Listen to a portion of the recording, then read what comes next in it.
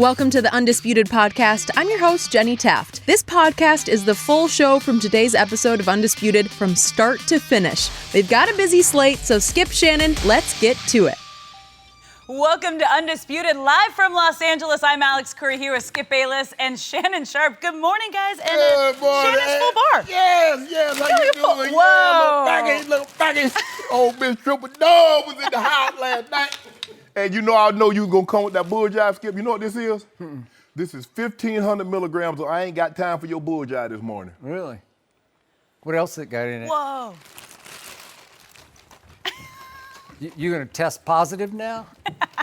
So wait, what are we celebrating exactly? We're celebrating Miss Trip Dog was in the house. Wait, LeBron James? Is that who we're celebrating? Wait. Are we talking about the same guy who's now 5 of 29 from 3? That's 17%. Let's just drink to that. We talking about the guy. Maybe you should drink because of that. Right? I'm talking about the guy. Skip, I brought out the good stuff for Miss Trip Dog. You know what I don't know anything about any of that. I don't know it. This is a special bottle for me. This is a limited edition bottle of Hennessy Paradise. Goes about $4,000 just for me and you. It's inscribed with your Yeah, name. you know How you did saw that. Get that. Yeah, I don't see. There you go. Where did it come I from? can't tell you stuff, Skip. Got me a little song. Yeah. Take me to another bar. Take me to another ABC, so I can get a solo cup and a fifth of Hennessy. Really? I'm going by my business. Don't bother me, Skip, today. Hey, see, me and you gonna have us a good old time. Jenny's out. Me and incredible. AC. Oh, let me get my stuff, because I don't trust you, Good morning. Skip Bayless. What are we doing? yeah. I don't trust you. I know your type. I've seen you before. Get my stuff. I thought you said you were getting back in shape. I am. But But when LeBron celebrated with Miss Triple Dub, they didn't think she was going to relocate. I knew she liked the warm weather out in L.A. She wasn't going to stay in Cleveland all the time. Go ahead. Got my stuff together. That's all for me. Anybody want to party at Club Shay Shay? Really? Yeah. Come Here on we go. down. Do something before do something every day. Really? Okay. Solo cup. How you doing, Skip? I'm okay. You were sick last night. I know you were. I'm not sick. You're about to be sick For what? when I get through with you. You're going to need a big, long drink. Okay. Let's get right to it then. Yes. And start with the Lakers. LeBron and his squad faced an undefeated Nuggets team last night, one day after getting their first win of the year. Now, Kobe was sitting courtside and LeBron put on a show. He had his first triple-double as a Laker, finishing with 28 points, 11 rebounds, and 11 assists. They trailed by as many as 8 in the fourth, but came back to win. Now, take a listen to LeBron on the team's big night. Absolutely. I mean, it's my first home win as a Laker, my first triple-double as a Laker. I felt if we didn't get this win tonight, they'd probably take us off national televised games. It's a good win. It's anytime you're able to do, good things individually that results in wins. That's what's important to me. When it results in a win, I think our crowd has been great, in our home game so far, and they were great again tonight. Now, Shannon, I think I know your response from the display already, but how impressive were your Lakers last night? It was very impressive. What does that mean? You remember Lance? You saw Lance old Lance Guitar Stevenson. Okay. He hit me them threes. He started picking that guitar, Skip. Skip, this was impressive. We downplayed what they did against the Phoenix Suns because we know they're not a very good basketball. You downplayed. I didn't. I but go down. ahead. You absolutely. Don't do we. Oh, okay. Thank you. Downplayed that win because I realized Phoenix isn't a very good basketball team. So they were supposed to win that game. They were supposed to win the game in the fashion in which they won that game. We were going to get a test, and I told you. I told Sark right here on this yesterday. I say, not only are they going to win, got my case to do, we back under double 9. 50. You owe me 9. And there's also another pending bet that I'll talk about later. But go I ahead. also told you he was going to go on a date with who, Skip? Miss Trip Dub. And lo and behold, Kobe was in attendance. Michael B. Jordan was in attendance. And guess who was sitting front row with ketchup bottom shoes on, Alex? Old Miss Trip Dub. Yeah, she made the trip from Cleveland. I think she's going to relocate. She's living up here in Brentwood somewhere. But anyway, that was very impressive, Skip, because I think we learned a lot about this team. And I think Luke stumbled on some things that he probably would not have had Rondo not got suspended, had the Brandon Ingram not got suspended. We learned Lance Stevenson, he's going to be playing in crunch time, Skip. He played big. He plays well with LeBron. Josh Hart, unbelievable. Kyle Kuzma, Kyle Kuzma's growing up, Skip. These young guns, they playing down the stretch. I don't know, when things come back, I don't know how that's going to shake out. But we'll cross that bridge once we get to the bridge that needs to be crossed. JaVale McGee has been JaVale McGee. Skip, he's been unbelievable. I don't think they envision him to protect the rim. But what he's giving them on a nightly basis, hustles. He's trying to block everything, and what he doesn't block, he goes 10. But I'm cool with that. As long as he's going to continue to hustle, I can live with whatever JaVale McGee gives me. But LeBron, all I just need Kuzma and JaVale. Don't mess up those assists. They too beautiful. Skip, you saw he make that pass to Kuz, and Kuz blew it. Skip, you saw it. Tell me what you was going through your mind when you saw it. Is it my turn? No, it's not your turn. I didn't ask you a question. I asked you what was going through your mind. I want you to answer when it's your turn to speak. Right now, it's still my turn. Let me heap praise on the man, Skip, because you keep talking about, he missed that shot. Kobe Bryant would have never missed free throws. He wouldn't have. No. Yes, he did, but he did. He missed 2 against Portland. But I don't want to talk about Kobe. This is LeBron's night. Again, Skip, 11 assists with 2 turnovers. You notice he has, in the last 2 games, 21 assists and 2 turnovers. Wow. I like that ratio. You like that, Skip? 1 for 5 from 3 last night? Is that right? Hold on. You're right, Skip. He was 1 for 5 from the 3-point line. What's he for the year? Help me out. But he was 10 of 17. He was 10 of 17 from the field. But what about 3? He's shooting like 17%. 5 of 29? Let me ask you a question. I bet you good? I bet you a case of he doesn't shoot that for the whole year. So I would hope not. Boy, that might be the boldest bet you've ever made. Before I turn it over to you, Skip, you and I both know LeBron has not shot the ball well from outside, and he's averaging 26, 9, and 9. You know it's going to come. You know that outside shot's going to start falling, Skip Bayless, and you know what that means, right? I don't know. Trouble. Western Conference. Really? Are you back on the bandwagon after you moonwalked your prediction? I told you. You were talking 55, then it fell all the way down to 51, then it fell to 48. No. It was like 48 for a while. Then you said, okay, I'll go back up to 51. 51 and the 3rd seed. Yeah. And you keep talking to me. You want to go up to 55? You keep talking. I'll let you go to 55 for 3 cases right now. I tell you what. You want it? Skip, if you keep poking me, Yeah, you're going to make me pick him in the number 2 seed. Do you want now, it? you keep on doing that now. I'm going to leave it You want alone. it? I'm going to leave it alone for the time being. But if you keep on, you leave me no choice. Well, I'm not going to leave alone all the phony baloney you just spewed about what really happened last night because once again, I don't know, I got to get a new TV. You do? I saw a whole different game. What'd you see? I saw the strangest thing happen with 6:55 left in the game. Maybe you fell asleep. No, I don't know. I watched the game in its entirety. I did too. I was on the edge of my seat because I thought with 6:55 left in the game, I had me 1 more case of Diet Mountain Dew. I thought I was going to be up 11 cases because it was 6:55. Guess who left the basketball game in a shock? Strangely, inexplicably, LeBron James went to the bench with 6:55 left, and they were down 7 that immediately went to down 8. So effectively, they're down 8, and Luke Walton says, come on over here and sit by me. Really? Yes. LeBron James? I got to tell you, I thought that was I surrender. I thought that was we waved the white flag. They were playing back-to-back, even though LeBron didn't play the 4th quarter at Phoenix. And I thought, well, he's in year 16. Luke senses all is lost.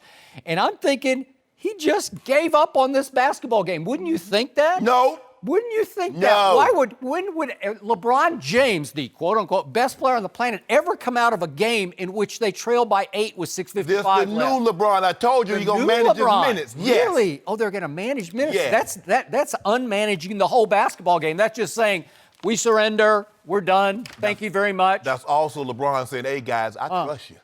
I trust you wholeheartedly. He was not saying that. That's what he was saying. I think he exited stage left for the rest of the night. No, he didn't. Over on the side, Kobe's sitting over there thinking, there is no way I'm coming out of this game at this point because I'm going to win this game at this point. And that's what he did. But LeBron sat for 3 long minutes and help me out. What happened in those 3 minutes? Lance. Make them dance, Lance. Yeah. He happened again. He happened just like he happened at Phoenix. Lance Stevenson took over the basketball game. He took over the TNT network nationally.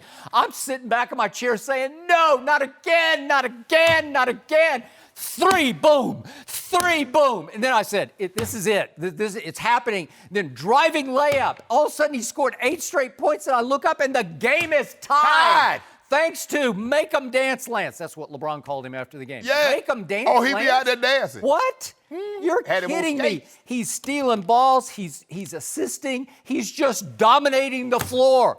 Make 'em dance, Lance. And guess who played all 12 minutes of the fourth quarter? Make 'em dance, Lance did. He was the only player on either team who played all 12 minutes of the fourth quarter. Yep. LeBron played 8 minutes and 54 seconds. Lance played all 12 minutes of the fourth quarter because he's the new Laker closer. Stop it. See, Skip, He's the why closer. you do I've that? never seen anything like this before. It was all about Lance Stevenson. So when LeBron comes back in, the game is tied. And what happens immediately?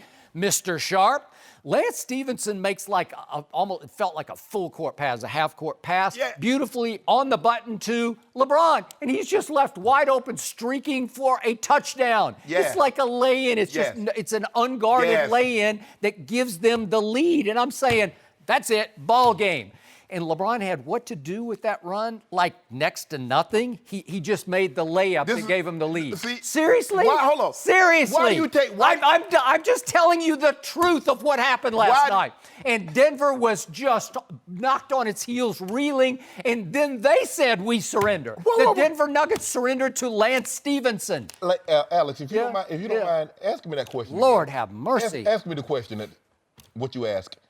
How impressed were you with your Lakers last Well, night? how did you just deduct out of that? What did that have to do with LeBron? You take an opportunity to say how impressive were the Lakers to try and take a shot at LeBron. But Look, let me ask what you- about timeout? You went first on this show. Yes, I did. Now I think that the floor is mine, and I don't think I relinquished it because I'm just getting started here. Without Lance Stevenson, the Lakers would be 1-4. You can't definitively say that? I can make a case that they would be 0-5 because Oh, my he God. turned around the Oh, my Phoenix God. game. They probably would have come back to win, but Phoenix has talent. And if you let Phoenix get a little foothold and a little confidence, and you let Devin Booker start cooking and DeAndre Ayton start dominating inside, I don't know. They're going to beat some teams this year. You mark my words yeah, on that. I don't think But it is Lance 0-8. just knocked them back on their keisters. But you said Lance started Make 'em Dance Lance. You said, okay, he scored 8 straight points He and did. the game was tied. In order to score 8 straight points and the game to be tied, what must happen on the other end, Skip Bayless? LeBron James mentioned, we got stops. They were getting You got to get stops. So with I don't that, think that had much to do with LeBron James. No, it did not, Skip, but it gives them confidence. And this is a lot of time, if you look at LeBron, Skip, he played under 35 minutes. When was the last time in a close ball game that LeBron James played 35 minutes or less? Thank you. You're making my case. Yes! They won the basketball game without LeBron. Seriously. Well, no, they did. So let me ask you a They're question. down 8 when he goes to the Okay, bench. so why would you pull LeBron at that point? If you don't mind me asking, so if LeBron, Is it over? If LeBron, You're not answering my question. What you mean? Why would you pull him at that point? Because Luke, Does he need rest with 6:55 left in a game? I don't know. Luke Walton said they're going to do everything they can to keep LeBron James' minutes down. You called him a liar. You said good luck with that. Well, I do, but I couldn't believe LeBron would submit to it. Like, I would think he just wave him off Wait like, a minute. no. See, now here's the thing. When LeBron, you say LeBron coaches. LeBron doesn't listen to anybody. Well, apparently last night, for the first time ever, he listened. Now he listening for the first time. Maybe he was gassed. Maybe he's a little, maybe I told you the other day, is he smoking too many cigars? Is he drinking too much Henny? No, he drank wine. I know he drinks wine, but Yeah. it's too much. I mean, if he's Iron Man, if he's the guy I think he is, if he's the quote-unquote best player on the planet, there's no way you come out at 6:55 and you sit for 3 minutes. Yes. That's like eternity in a game that close. Exactly. Yeah. Which means it was 3:55, which means the game didn't end with him on the bench. So let me ask you this. If LeBron James does not play a minute last night, do the Lakers win the game against the Denver Nuggets? Obviously, he's a really good player. Then. So you can't I say know, he but- had but nothing the to game, do with the win. The game was virtually over when he went out. And especially if you go out and you're the best player on the floor, then the game should be way over because your teammates should say, that's it. Why? 'Cause They getting paid? The coach just took the best player out. Okay. You're down 8 with 6:55. But it goes to show me, I love it. Because they're saying we're more than just the best player. Oh, and so that's what I are they wanted saying to we don't really need the best player? Well, I'm serious. That's what it came across. No, as. it did not come Then across Why as would that. LeBron need to rest for 3 doesn't. minutes? See, He there doesn't you come go. back in until 3:55. Listen, Dr. left. Phil, you don't need to psychoanalyze Phil. everything that LeBron does. He went to the bench for 3 minutes. This isn't psychoanalysis. Yes, it is. It's a fact. It's just, how do you explain it? When has he ever done this in his career? Seriously, go back and you find me one, because you won't be able to. Yeah. He just doesn't do that. Even if the coach, if David Blatt had dared Well, we don't have respect for David Blatt. Listen, here's what would have happened. If David Blatt had dared to try to send in a sub for LeBron James with 6:55, down 8 at home, David Blatt would be history right after the game. He would be fired. We'd have gave David Blatt the big foam finger, middle finger, if he'd have tried to sub for us. I agree, but Luke got away with it. Because we have respect for Coach Walton. That's what we call him, Coach Walton. Coach Walton? Yep. I think LeBron just needed a blow, No, man. he did not need to skip. Stop doing this. Embrace it. Yeah. It's going to happen. We're going to get these 50-plus wins. We're going to be the 3rd seed, and I'm going to be sitting over here keying on a regular basis. You want to go 2 seed? This is a sign of things to come. There are signs. You know, All you right. watch it, there's I ain't trying to speak nothing into existence, but the universe is starting to align for me. Yep. And then how about the best clutch three-point shooter on this team emerging is, dare I say, Lonzo Ball. Are you believing this? Lonzo Ball, right before your eyes, in his 2nd year in the NBA, he is becoming a man. And when it is time to shoot a 3 with conviction to change a basketball game like he did at Portland when he cut it to 1 with 8 minutes left, last night he stepped into that, and that was the dagger. That was the clutch dagger. He didn't step into it. He stepped back from it. But it's you're right. But it's effectively stepping into it, because he stepped back and then said, I got this. I don't know, Skip. I can just see his body language. When he shoots it like he means it, I just say, that's in. I don't think when they broke the huddle, Luke Walton had drew up a play and said, Lonzo, we want you to go one-on-one with Jokic, but we want you to step back from 29. I don't think that's the play, but give Lonzo credit because he stepped up. But like we talked about, Skip, when he misses, the ball goes somewhere in Bakersfield. It does. But when he's it's swishing. I mean, there ain't no bouncing around, ain't no rattling. It's swish. There's no in between. It's either air ball or swish. And you can just tell by the way he launches it. Yes. Like if there's a little hesitation, like, really? Yeah. Should I shoot this? Look out. Look out below, because it's going to go right or left. But when you just see his body language, when he catches in rhythm, even if he has to step back, he's shooting 41% from 3. And guess what he shot in college and used to ridicule me when I bring up 41%. At UCLA. Well, he's right there, so maybe he figured it back out. You know, that shot looks different to me. It's launched from the right side of his face. We're 5 games in. Can we get a little bit more than 5 games? Oh, well, you're the one who's already going 2 seed. Off last night, you're jumping to a new conclusion. I said we're going to be 3 seed before I even saw it, before they even pumped the basketballs up. Yeah, but after the last preseason game, you said, I'm sorry, I got to walk this back. They Skip. You and I both know this. In today's game, you must be able to shoot the 3 ball consistently. They don't shoot that shot well. You're not going to continuously average 70-plus points in the paint. You have to have that many points and that many fast break points, because when you don't shoot well, that means you're going to be somewhere around 50 for the game. Well, we know they're not winning a game with 50 points. So they must get out and run. They must get points in the paint, because they don't shoot the ball from behind the arc. They don't shoot the ball mid-range very well. But LeBron, Skip, think about this. LeBron James is a career 54, 55%. He's shooting 48%. Now, 48% for most people that play to win are unbelievable. If I told you, you know what, I'm going to let you shoot 48% for the season, you're going to have 26.99. I want it right now. But LeBron James said, no, not me, because I'm better than that. I'm better than that, Skip Bayless. Well, I hope he's better than 5 of 29 from 3. I hope. Well, that ain't one game. You know, maybe he took that little break. Did he have to go catch Michael B. Jordan because he needed a little vibranium? I don't know. We don't worry about that. Is it possible? Me and LeBron. Is it possible? I'm okay. He needs a new supply. Michael B., he cornered the market, didn't he? I think you know what, Skip Bayless? I'm going to catch up with LeBron before we get out of town. You know, he drank that good stuff. I got some Opus. I got some Opus on. Do you? Yeah, in my wine cellar at the crib. Right, yeah. But you know what, Skip? I'm not sharing anything else with you because, you know, you don't appreciate greatness. I think you know what? I do appreciate greatness in JaVale McGee, because I don't know who this guy is. Yeah. Can you explain him to me? Because I'm seeing things on a nightly basis where I say, who is that guy? Yeah, I've never seen it in his career. I've seen little glimpses here and there, and then I've seen boneheaded this and that, and I say, well, I'm He's still going to have a couple of those. Okay, he might, but He was 21-7 last night. The 7's not great, but do you realize and I know we're only 5 games in, he's leading the NBA in blocks? Yeah. He leads the NBA in blocks, JaVale McGee. Yes. He's averaging 17-7. How do you do that? If you told me JaVale McGee could even average double figures at 10, I'd say, wow, that's pretty good. But if you think about it, Skip, he shot one fewer shot than LeBron. Now, we expect LeBron to get up somewhere between 16 and 20 shots a night. We do not expect JaVale McGee to get up 16 shots. We expect JaVale McGee to get putbacks, alley-oops. That's what JaVale McGee does. But they're running plays for him. They'll throw it down to him on the block. And shooting hook shots. Yeah, you see him throw the sky hook like Kareem. I say, get him, Reem. What is this? I keep saying this on a morningly basis. I come in here and I say, I'm really liking this Laker team. This team is better than I thought it would be because the kids aren't afraid to play with LeBron. Usually, what happened last year in Cleveland? Jordan Clarkson, Rodney Hood. What happened? They shrink at the sight of LeBron, and then they get on big stage. And I know the stage isn't that big yet because we're obviously not near the end of the season or the playoffs.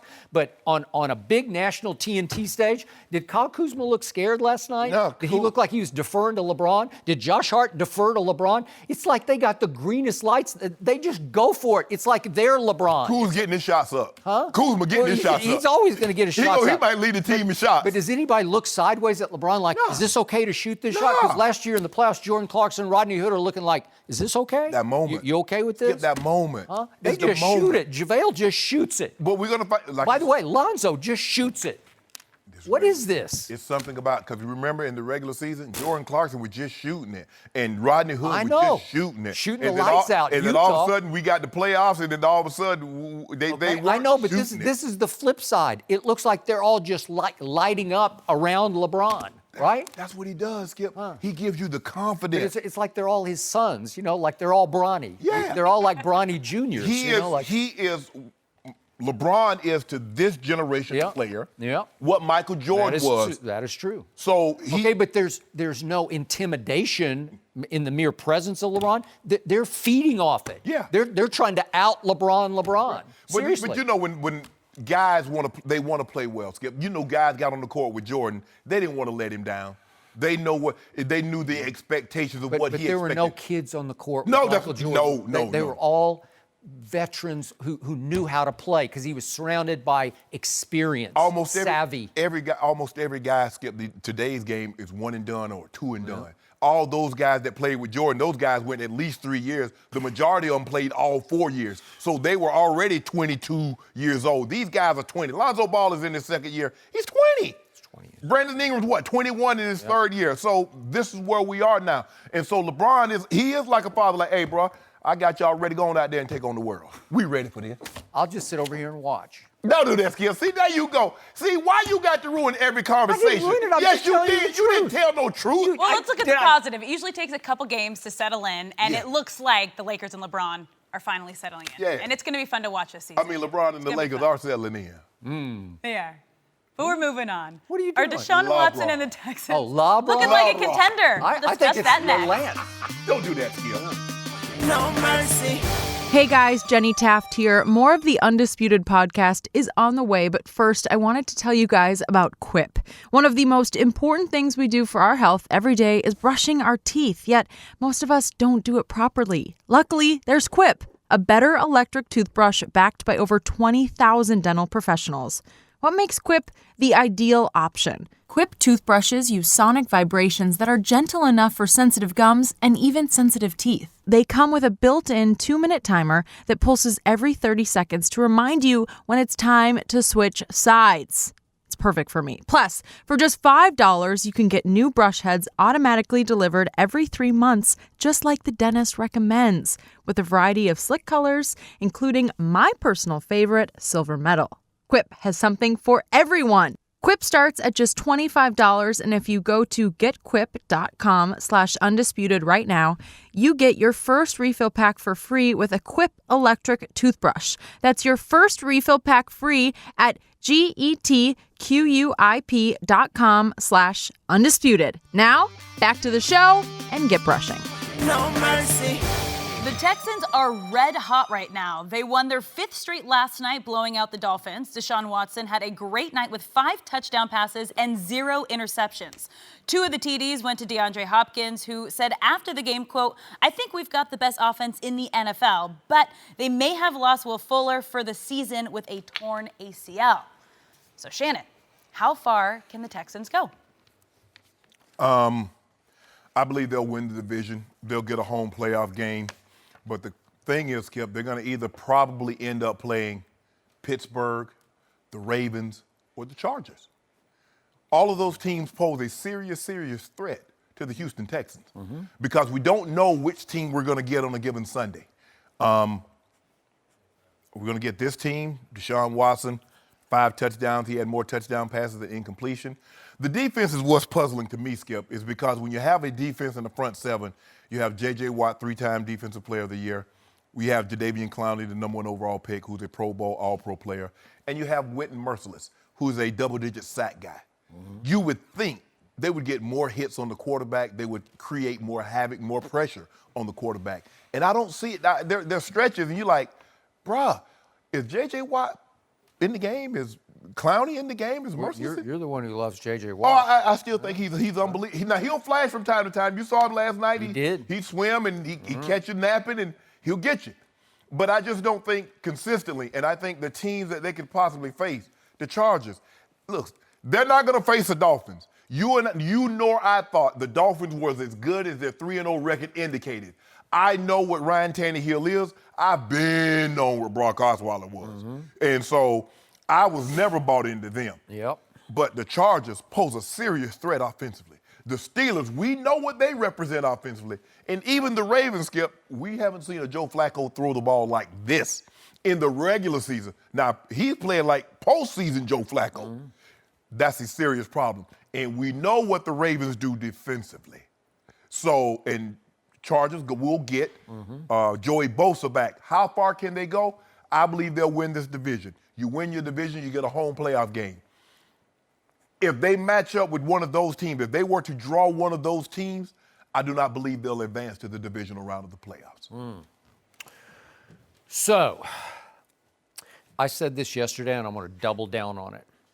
I think the Houston Texans are becoming a legitimate threat in the AFC, and it's a legitimate threat not just to the best of the rest, but they could become a legitimate threat, I believe, to the 2 who are in a league of their own, New England and Kansas City. You believe that? The only drawback, as we just heard from Alex, is that Will Fuller suffered what appeared to be a torn ACL. That's what they think it is on a play that it shouldn't have been. It didn't look that dangerous. It's the deep ball that falls incomplete. And I don't know what happened. You know how sometimes you just jam your leg in the ground and it just doesn't hit right or something. And he just went down without really much contact and is holding his knee. And I'm like, what happened? First I thought, did he cramp or no, he tore his ACL. So that's a big loss because he's that deep threat over the top. Yeah, he is. But they got the other guy is just unbelievably good. Hey, catch, Skip. You got to give him that, Skip. You got to pick the flag up. You got to let him have that catch. Yeah. And Kiki Cutie was out last night with a hamstring, so he's got to come back strong for them to continue to roll like this because they don't have a tight end who's even a factor. But they can run it a little bit with Lamar Miller and Alfred Blue. Correct. And the quarterback is really, really good. I have loved, as you know, Deshaun since he took Alabama to the wire twice, beat him the second time. And just on him and him alone, they're going to be a factor. And I'll just say this. I still like Deshaun even more than I like Baker Mayfield. You know how much I like Baker Mayfield? And I think Cleveland would be even better if they had picked Deshaun over Baker. I think they're going to be just great with Baker, but this kid is even better. He's just got that it factor, that playmaking factor, that toughness under pressure. He had a 99 QBR last night, which tied for the best of the year so far. I know it's just the Dolphins, but these. Well, how do you get 100 QBR? I'm interested. Can you get 100? I've never seen. Have anybody? He had what? 4 incompletions and 5 touchdowns. I don't know. I've never heard of 100. I haven't either. Okay, so the Houston Texans play what's rated the 3rd easiest closing schedule. That's the last place schedule from what he finished last year. By the way, the Patriots have the 4th easiest and the Chiefs have the 5th easiest, so that ain't happening. But I'm looking at this schedule, And I could see the Texans just continuing to roll. Again, Will Fuller's a big loss, but if they can figure that out with Cutie coming back, they go at Broncos. I think they can win that. At Redskins is tough, but they could beat the Redskins. Then Titans, Browns, Colts, at Jets, at Eagles is tough, but I wouldn't doubt it. And then Jaguars. It's just not that hard of a closing schedule. No. Could they go 12-4 or even, dare I say, 13-3? Right. Well, then they're going to get one home playoff game. They're not going to get the bye because the other two are just league of their own. Right. But you're going to get a home playoff game against the best of the rest. As you say, Chargers, Steelers, Ravens. I'm thinking, unless somebody comes out of nowhere. Correct. But could they beat them at home? Yeah. With Deshaun? Deshaun can beat anybody anywhere. You saw what he did last year against Tom Brady. If they were to play any of those teams at home, Skip, they will not get the home favorite liking. Yeah. They wouldn't be the automatic -3. That might be a 1.5 point. That might even come down to a pick 'em ball game. Yep. Because they will have so much respect for the other team, especially because you're looking at the quarterbacks. All these quarterbacks are battle tested. Now, Phillip Rivers hasn't won a Super Bowl like Joe Flacco and Ben Roethlisberger, but he's been there. He's a proven commodity. He's a big-time player. So that's the problem that they will have. Now, they play in that division. That division isn't very good. Let's be all the way fair. All right, so they're they not got that. Good. Yes. So they're going to win the division. Yeah, they're going to win the division. And they're going to, unfortunately, draw one of those teams. Yeah. So now we're back to the defense. Why is the defense only 9th in points allowed so far? It looks like it should be 1st or 2nd in points allowed, right? Especially with that front seven, when you got three Pro Bowl players, the back end isn't that bad. Jonathan Joseph is not the player he once was. No, but he's still pretty good. Still pretty good. How about Honey Badger? Yeah, I mean, Honey Badger. That was a big addition. That was a huge addition because he's always around the ball, and somehow he finds his way to get his hands on the ball. So J.J. Watt and Clowney and Merciless and my guy from Vanderbilt, Zach Cunningham, you left him out, but that's okay. They're everywhere. Starters from Vanderbilt are all over the league, basketball, football, baseball. Yeah. We're going to talk about your boy Walker Buehler in a few seconds. This is his big night. Yeah. He'll get the Dodgers back on track tonight. Oh, my goodness. You watch. It's Vanderbilt baseball, But the point is that with all that firepower, you're only 9th. What's going on with this? Is J.J. Watt overrated? No, J.J. Watt is not overrated. Stop it, Skip. Well, how do you have J.J. Watt and Clowney coming from opposite sides and you can eliminate J.J. Watt? It's just... Well, Clowney, as you notice, Clowney went into the tent last night. Yeah. And that seems to be he seemed to be okay. Yeah, but I'm saying he spends a lot of time in the tent and he's not camping, which is not a good sign. Sometimes he camps on the quarterback. Yeah, he's very disruptive and they do him a lot of different things. Skip, they'll stand him up and let him hit the A or B gap. They'll put him at left defensive end, right defensive end. They play him in a lot of different places. But I'm with you. I think they should be more disruptive given who they have in the front seven, and it doesn't always surface. But they're going to be a tough out. But I would probably pick Chargers, Ravens, or Steelers. At least Chargers or Steelers over the Texans in the playoff game. I'm going to ride with Deshaun Watson. He's rare. He's in a league of his own and intangibles. I'm not saying he's the most wildly talented player, but when it's time to make a play and guts it out, he just always makes plays. And what he did to St. Nick's defense twice was just staggering to me. But the problem that you're going to have, Skip, he does hold on to the ball, which subjects him to hit. And if he takes off with the ball, so he needs to always be cautious. He took some hit in Dallas that you can't take very many of those, Skip, and try to play a whole season. Or you won't play very long taking hits like that. I agree, but he stood up to it, and he hung in. I think he had cracked ribs.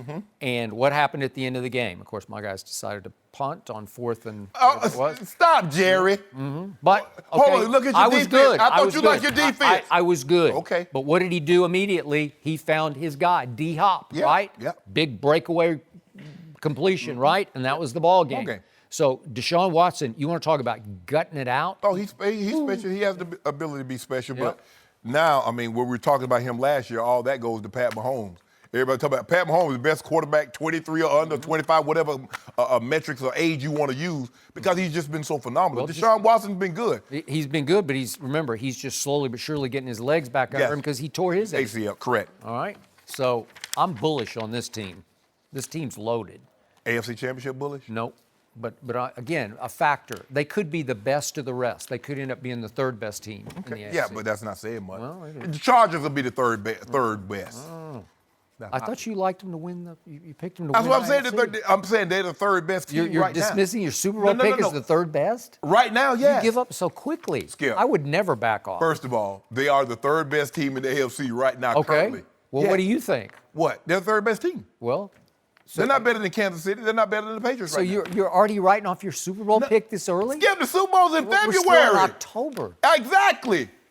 Does it matter if you're third, fourth, or fifth, or sixth best right now, or do you want to be the first best once the playoff starts rolling and getting to Atlanta? Because I'm going to be in Atlanta. You coming? Well, I'll be there too, but I think the Saints and the New England Patriots will be there, and I'm not backing off, and I haven't wavered 1 ounce on either pick. Phillip Rivers. Yeah.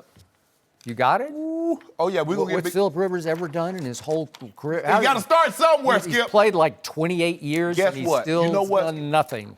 I don't care where you are. At some point in time in your life, it was the first time. Yep.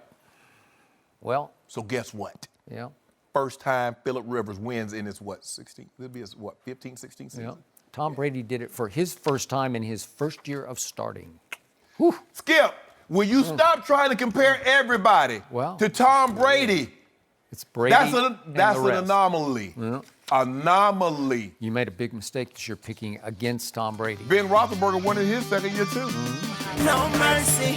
We've got a huge NFC matchup Sunday night when the Saints travel to Minnesota to play the Vikings in a rematch of last year's unbelievable playoff game. Now, the Saints have won 5 straight and are second in the league in scoring at 34 points per game, and Minnesota has won 3 straight.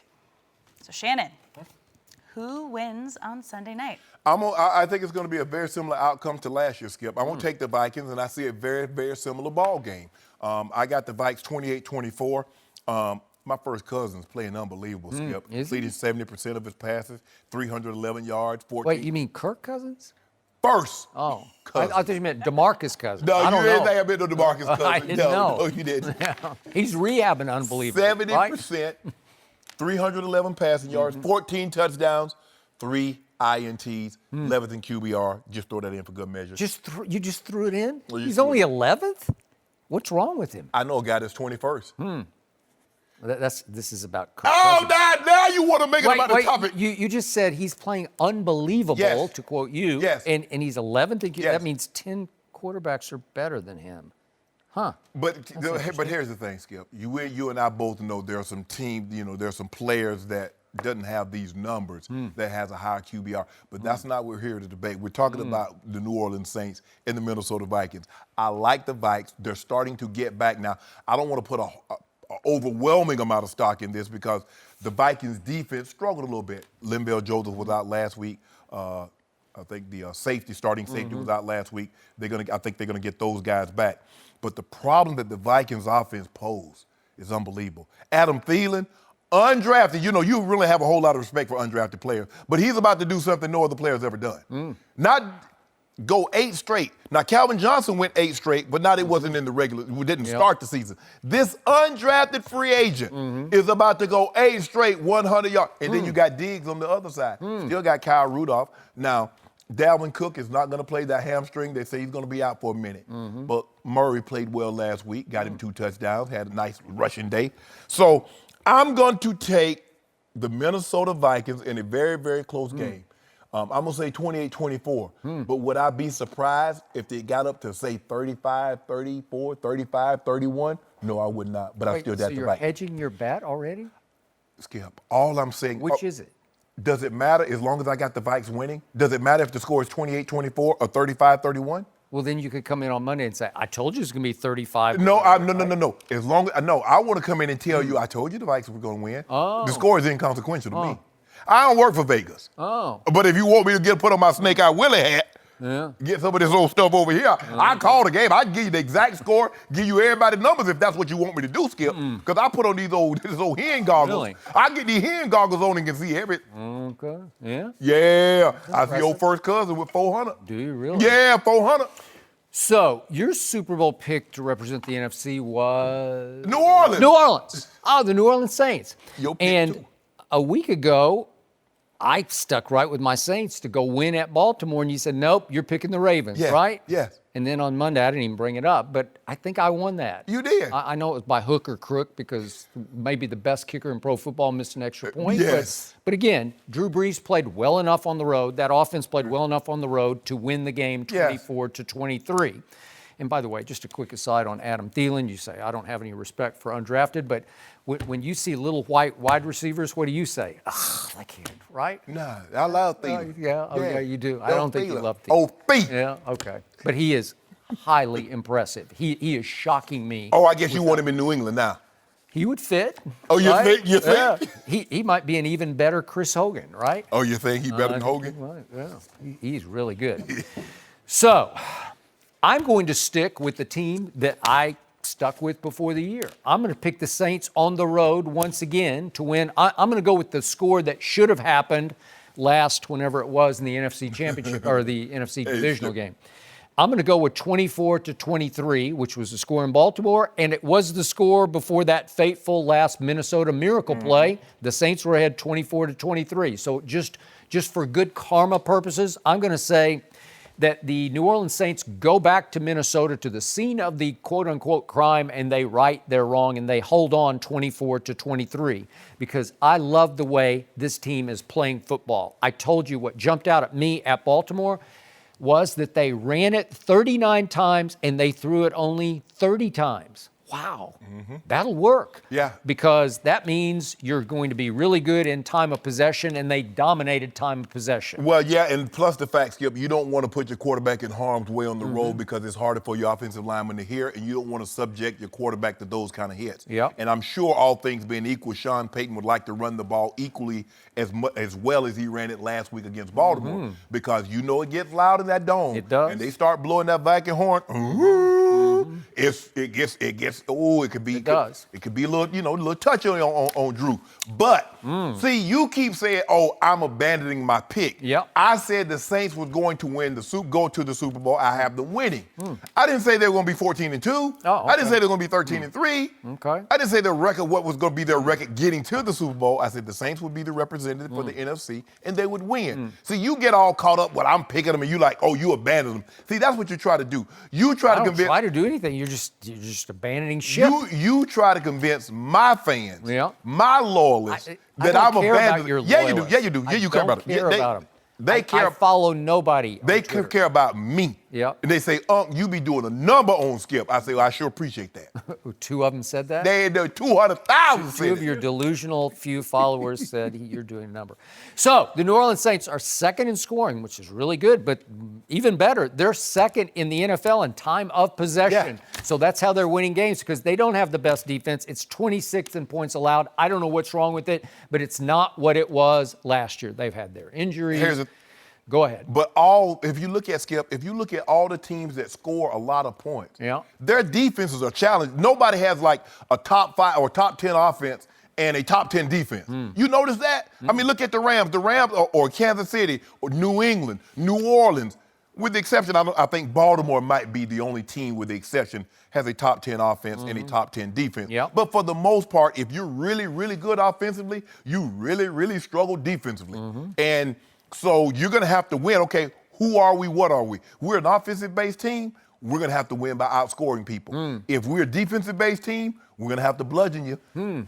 So what is Minnesota? Minnesota is average on offense and average on defense. Wait a second. They're 14th in points scored, and they're 14th in points allowed. So it's blah, blah, right? No, that's a shot. It's underwhelming and underwhelming. That's you taking a shot at who, Skip. Well, I wish you would stop it, though. It's very unnecessary. You mean Kurt Cousins. Kurt with Cousins. a K. So Kirk Cousins, yes, with a K, is 11th in QBR, as we just pointed out. But here's the stunner. Would you believe that Kirk Cousins has thrown 80 more passes than Drew Brees has? 80 more passes, which means he's plummeted all the way down in yards per attempt, which is kind of an important stat. He's 22nd in the league in yards per attempt because he's dinking and dunking. I know who's... You know what? He's turned into check down Kirk. I know. He got replaced by check down Alex in Washington, but he became check down Kirk in Minnesota. I know who has a lower yards per attempt than We're not first Cousins. talking about that. We're talking about Kirk Cousins that you put in the Hall of Fame. I didn't put him in that. Skip. All you I have know. 14 touchdowns to 3 interceptions. He's playing, to quote you, unbelievable. He is. Unbelievable. He is dinking and dacking. That's what he's doing. Oh, really? Dinking So and that's dacking. So Yeah. let me ask you a question. You think the Minnesota's upset that they got rid of Case Keenum and got Kirk?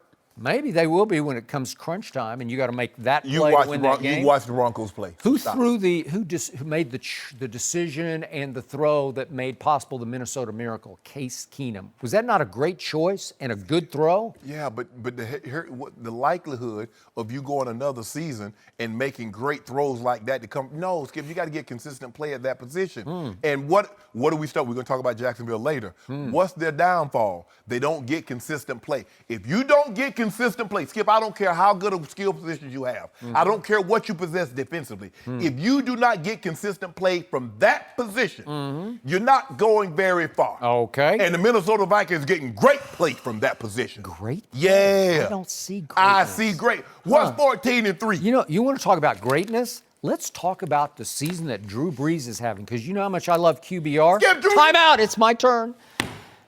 QBR, Drew Brees is almost surpassed the unsurpassable Patrick Mahomes. Patrick is 85.9 for the year. Drew is at 85.5. He just keeps creeping up on him every Sunday, and I think this Sunday he's just going to shoot right by But him. you have to understand, Pat Mahomes is throwing the ball over people's head. He ain't checking it down. Oh, okay. Well, QBR says that in just overall effectiveness, that Drew Brees is barely second to Patrick If you don't Mahomes. mind me asking, what's the touchdown? What's yards per attempt? Drew Brees has 13 touchdowns to 0 interceptions. Is that good? How many Pat Mahomes have? Well, I don't know. I'm not You talking do about Pat. know! I don't know. I don't even care. I'm just talking about Drew Brees going to Minnesota. 24. The scene of the crime. 24. Okay, fine. That's a whole nother thing. That's a whole nother. They're not even in the same conference. But okay, then why you keep trying to? Who said that Kirk Cousins is Drew Brees? You keep trying to compare him to one of the greatest quarterbacks I don't ever. even think he's Alex Smith. Yeah, And he's you trying to can stop. turn into Alex Smith. You've been in my stash. You know what? I'm gonna have to start marking it because you talking crazy. I don't sip that stuff that you sip. You just live on that stuff. Hey, you know. That's how you get ready for this show. I don't need it. Yeah, I I got need it. diet Because too. sometimes you be talking crazy, Skip, and I have to calm No, my. I'm not talking crap. I'm just spitting facts No, right you at you. spit and no you facts. got no comebacks. No, you got I'm no sticking facts. with my Super Bowl pick because I like the Saints. I in this haven't game. gotten off the Saints. I just don't believe they're going to win Sunday. I didn't say they're going to be 15-1 or 16-0 to get to the Super Bowl. You know, you can get to the Super Bowl, Skip. You don't have to be 14-2 or 12-4. It helps. No, it helps getting to the playoffs and winning. That's what helps. It helps when the Philadelphia Eagles go on a magic carpet ride and they go 13-3 and Wait, they get 2 home games to the Super Bowl. It helps. Why, Skip? You know? I've been a road warrior. As a wild card. Yeah. I don't mind taking my show on the road. I need the people to see, because they already saw this at home. I need to take this show on the road, let everybody see this. Which was the wild card year? 97 and 2000. 2000. You had maybe the greatest Yeah, you- defense in the history of defenses to hang your helmet on that could carry you home. Oh, so Yeah, do I get any? Do we get any credit as an offense? Big play Shea. Okay, One play Shea. that was it. That's That all was we it. needed. Ray Lewis. Yeah, we had a nice little squad. I Rod think- Woodson, yeah. a nice little squad. Oh, But who's you- that other safety back there? Woody, I forget. Rod Woodson. Yeah. But you can't play defense like that now, Skip. So you can't knock Okay. people out of the ball game. So we be a challenge for us to play back in today's game the way we played back then. Well, I wish the Saints had the 2000 Ravens defense going up to Minnesota, but they don't. So they have to win it with their offense. They have to keep Minnesota off the field. but when old first cousins on the field, Yeah. you remember in Green Bay, Skip, when we needed a drive, we said, Kirk, take us down the field. Look at Kirk's eyes in that shot. Those are deer in headlights. No. eyes. He's They looking are. Look right, at him. but he's coming left. You can see what's going through his mind. He's like, I know Thielen. He's like, I know Thielen's on that left-hand He's side. thinking, He's getting him that work. I But let think me stare to my right. I think I'm going to throw a pick. No. That's what he's thinking. Nah, he's like, I know Thielen getting him that work on that backside, but I'm going to stare down Stephon Diggs, move that safety. Thielen, I got you.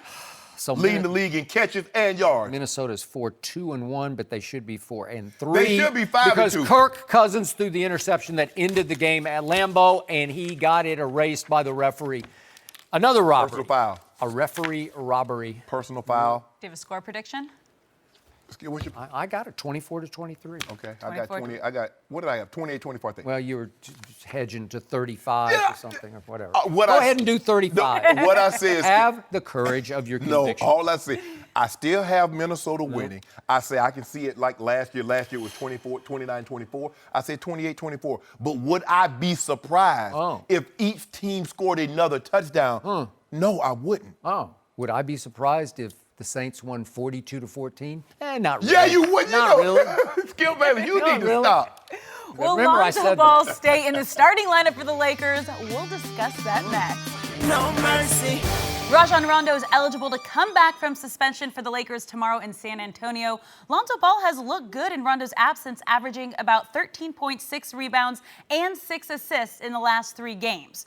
So, Shannon, who should play the most minutes when Rondo comes back? Lonzo, because I think he's earned the trust of Luke Walton. I think he's earned the trust of LeBron James. True. And based on what I've seen of him playing, he deserved more playing time. Now, I'm not so sure, Skip, as I mentioned earlier, that Luke Walton would have got an opportunity to have a long look at Lonzo in crunch time had Rondo been out. This is why starting quarterbacks don't want to miss a snap. You don't want to have the coach to have a long look at your backup. And Rondo made the mistake, and hey, he felt Chris Paul disrespect him or whatever the case may be. But in his absence, we got an opportunity to see Lonzo. Skip, he's 20 assists, 6 turnovers, shooting 54% from the floor, 40 from 3, 8 steals. Had 5 steals last night. So he's playing the passing lanes. I don't know how you send him back to the bench. I question, at the time of the signing, why are you signing Rondo? Why are you signing this kind of quality of a backup if you believe Lonzo is your guy? This made no sense to me. It only complicated matters in my eyes. But for me, I don't see how Luke Walton can go back and sit Lonzo down and have him coming off the bench with as well as he's played. I believe he's earned more minutes. I believe he's earned the right to be into the starting lineup, and he's growing. He needs to play, Skip. Look, Rondo is Rondo. But do you believe Rondo is your future, or do you believe Lonzo is your future? That's the question. And that was the question I asked the day they acquired Rondo. What are you doing? Where are you going with this? Because what was the key development to the game? Back to your missed trip double point. What happened last night? What was the sea change for the Lakers? LeBron basically played point guard the whole night. He did. He was on the floor. He orchestrated. He made it all happen with the ball in his hands. That's what he does best. He's still the best point guard in basketball because he's the best passer in basketball. Right. You know who's in his league as a passer? That kid named Lonzo. On just rare gift, being able to see it, feel it, anticipate it. Last night I sat back, I think I tweeted this at one point. You're watching 2 rare passers on the same team, and they're vibing off each other because they have such high regard for each other's passing gift and vision that Lonzo loves, LeBron loves Lonzo. He does. He just loves to just feel him and see him and sort of communicate with eye contact with him. So I kept thinking, what are you doing? Because they loved Brandon Ingram last year, bringing the ball up the court. That's another question. What are you going to do with Brandon Ingram? I don't know, because I like them the way they're playing right now. I don't want to see him upset this apple cart, because the apple cart is rolling, man.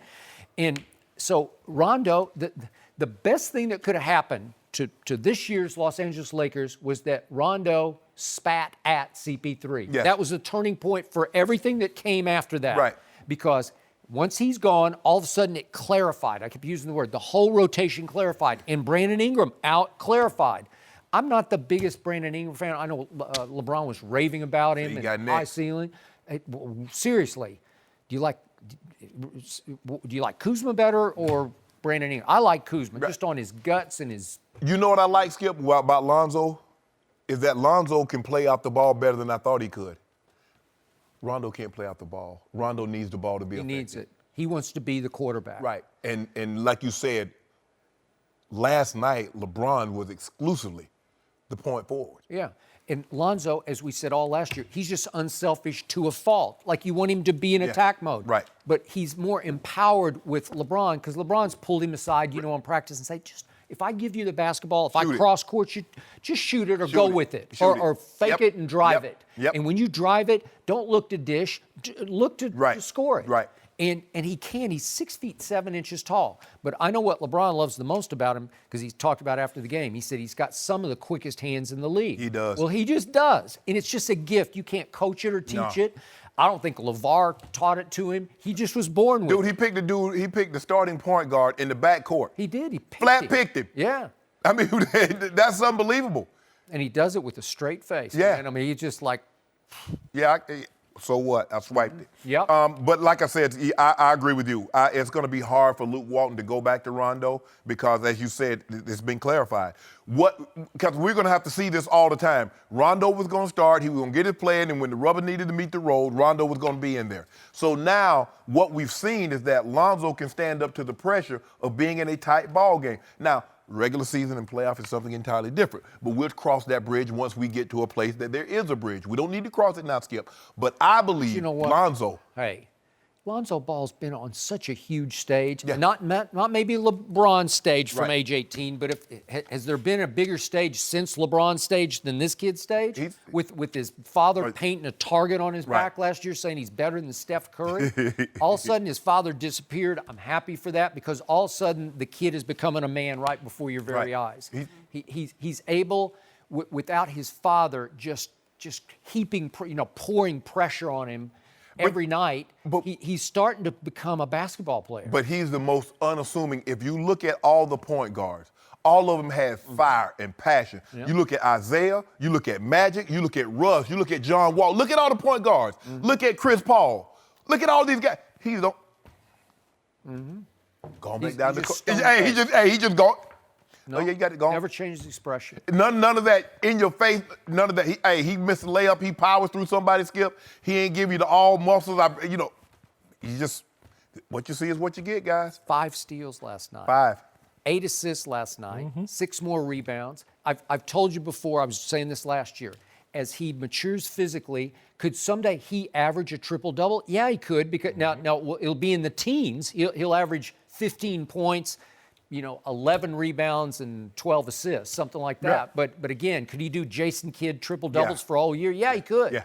And the thing is, Skip, they should be a top 5 assist team because you always going to have 3 great ball handlers on the court at any given time, and at least 2.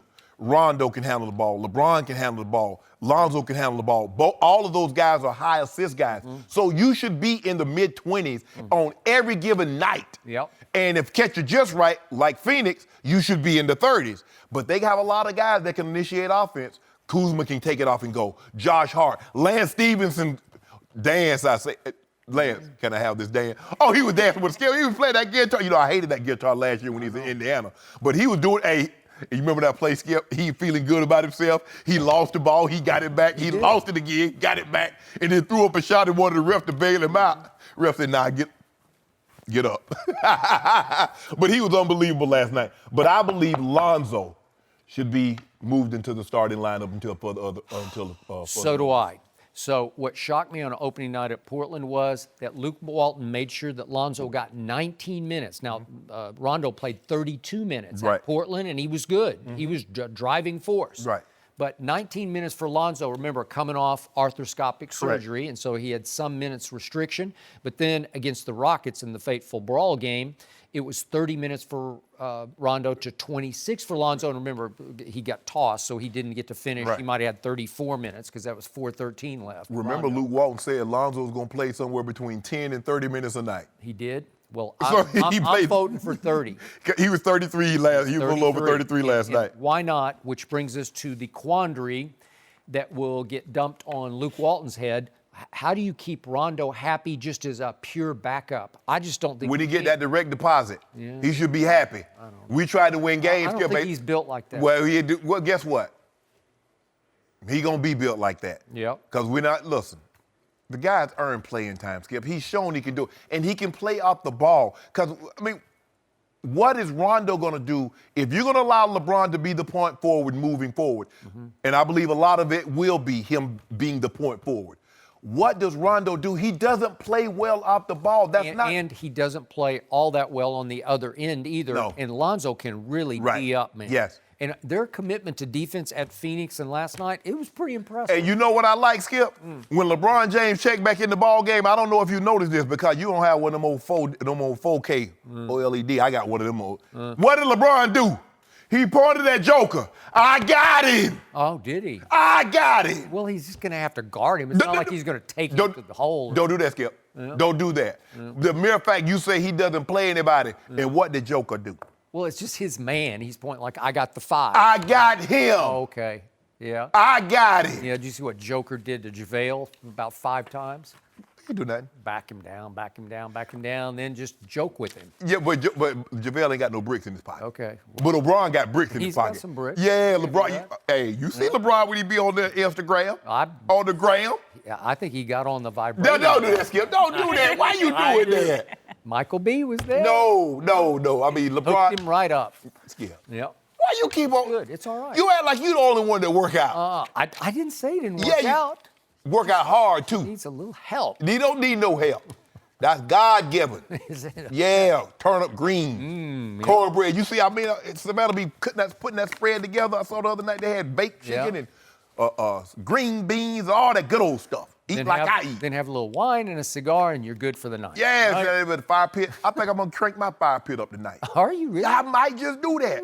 It's going to be a party tonight. Hey, come on, hey. You know, we celebrating Skip Bayless. He still has a full bar right here. Oh, yeah. You skipped a whole bottle? Yeah, that's that full. 1942 right there. Full bars down here. Yep. Really? Oh, yeah. Yeah, I ain't got nothing for you, Skip. But we're switching gears here. Will Aaron Rodgers and the Packers get blown up by the Rams on Sunday? We'll discuss that with Eric Dickerson next. No mercy. Now, let's talk about that Packers-Rams game. The undefeated Rams are a 9.5-point favorite. Aaron Rodgers has never been this big of an underdog since he became the Packers' starting quarterback. His defense will have to slow down a Rams team that's averaging over 33 points per game. We are joined by FS1 NFL analyst Eric Dickerson. Now, Eric, does that point spread say more about the Packers or the Rams? Well, you know, the Rambassadors here again. The Rambassadors here again. So don't expect any objectivity from this. Well, I'm going to say this, man. I think it says a little bit about both. You know, now, I know last year when I talked about the Packers football team, the fans got kind of mad at me. But I said that this team is a below-average team without Aaron Rodgers, really. And Aaron Rodgers is banged up. And without him, they have no hope. They're 3-13 at best. Now, let's go to my football team. It says about the Rams that no one's giving credit to. If this was the Packers that was 7-0, if this was the Patriots that was 7-0, if this was the Cowboys, if they were 7-0, I keep telling you. Say that again. If this were the Cowboys, but you know what? Let's just skip the season. Let's just go to the Super Bowl. That's how we would be. Yeah. You know, this team is a very, very good football team. I mean, you've got 2 guys that could possibly be MVP, and Jared Goff and Todd Gurley is a touchdown machine. I mean, he has 14 touchdowns through 7 games. That's the most in any modern era football. I mean, when you look at the football team, is that they have everything that's good. They have defense. And now, don't get me wrong, their defense isn't playing great, but they still have great defense. They've had injuries on defense. You had Talib hurt. You have Peters kind of limping around. You've had, on offense, you've had Cooper Kupp out. You've had Brandon Cooks out.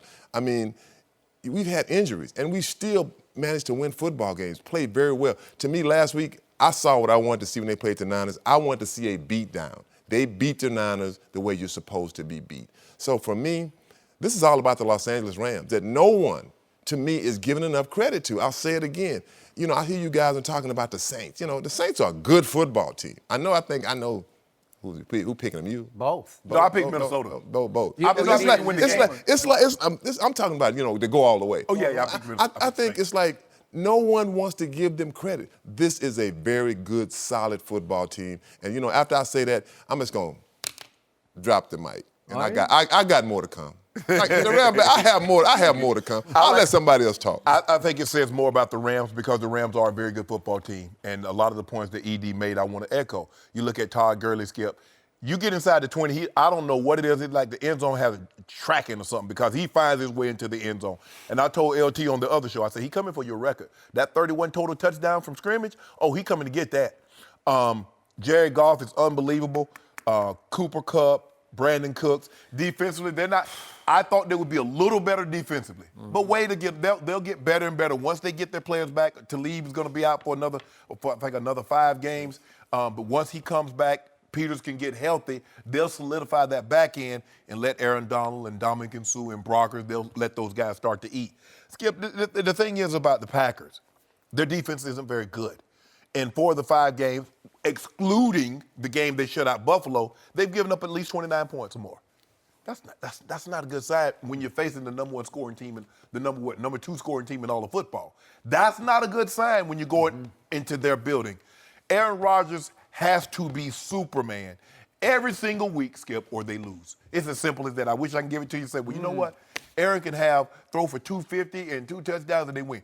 He doesn't throw for 300 and 3-4 touchdowns, they're not winning because the defense, they don't take the ball away. They don't give them short fields. So Aaron has to go the long way. But he's more than capable of doing that.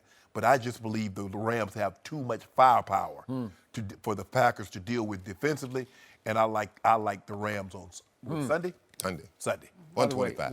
What superhero is greater than Superman? Is there one that would be more dominating? I mean, there's Kryptonite. Kryptonite. So I don't Well, I mean, I grew up, I was a Hulk guy. And you could, looking at the aesthetics through the sweater, you can understand why. Yeah, I wouldn't go there. I would. And I did. You stop hating.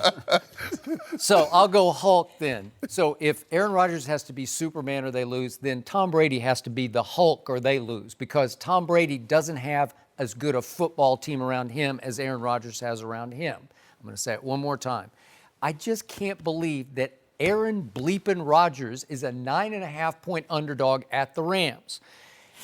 If he's the greatest thrower of the football ever, he should not be a 9.5-point underdog. I can't wrap my mind around it. I'm like losing sleep over it because it either says that Tom Brady is way better than he is because Tom Brady. No, it don't. You would be afraid of Tom Brady. If this were the Patriots visiting the Rams this weekend, it would be a whole different conversation we'd have because you'd be saying, well, I don't know, we got to do this and we got to do that. And you got this one. You're just riding high. You are the Rambassador up on your throne because you are not remotely threatened by Aaron bleepin' Rodgers. Am I right?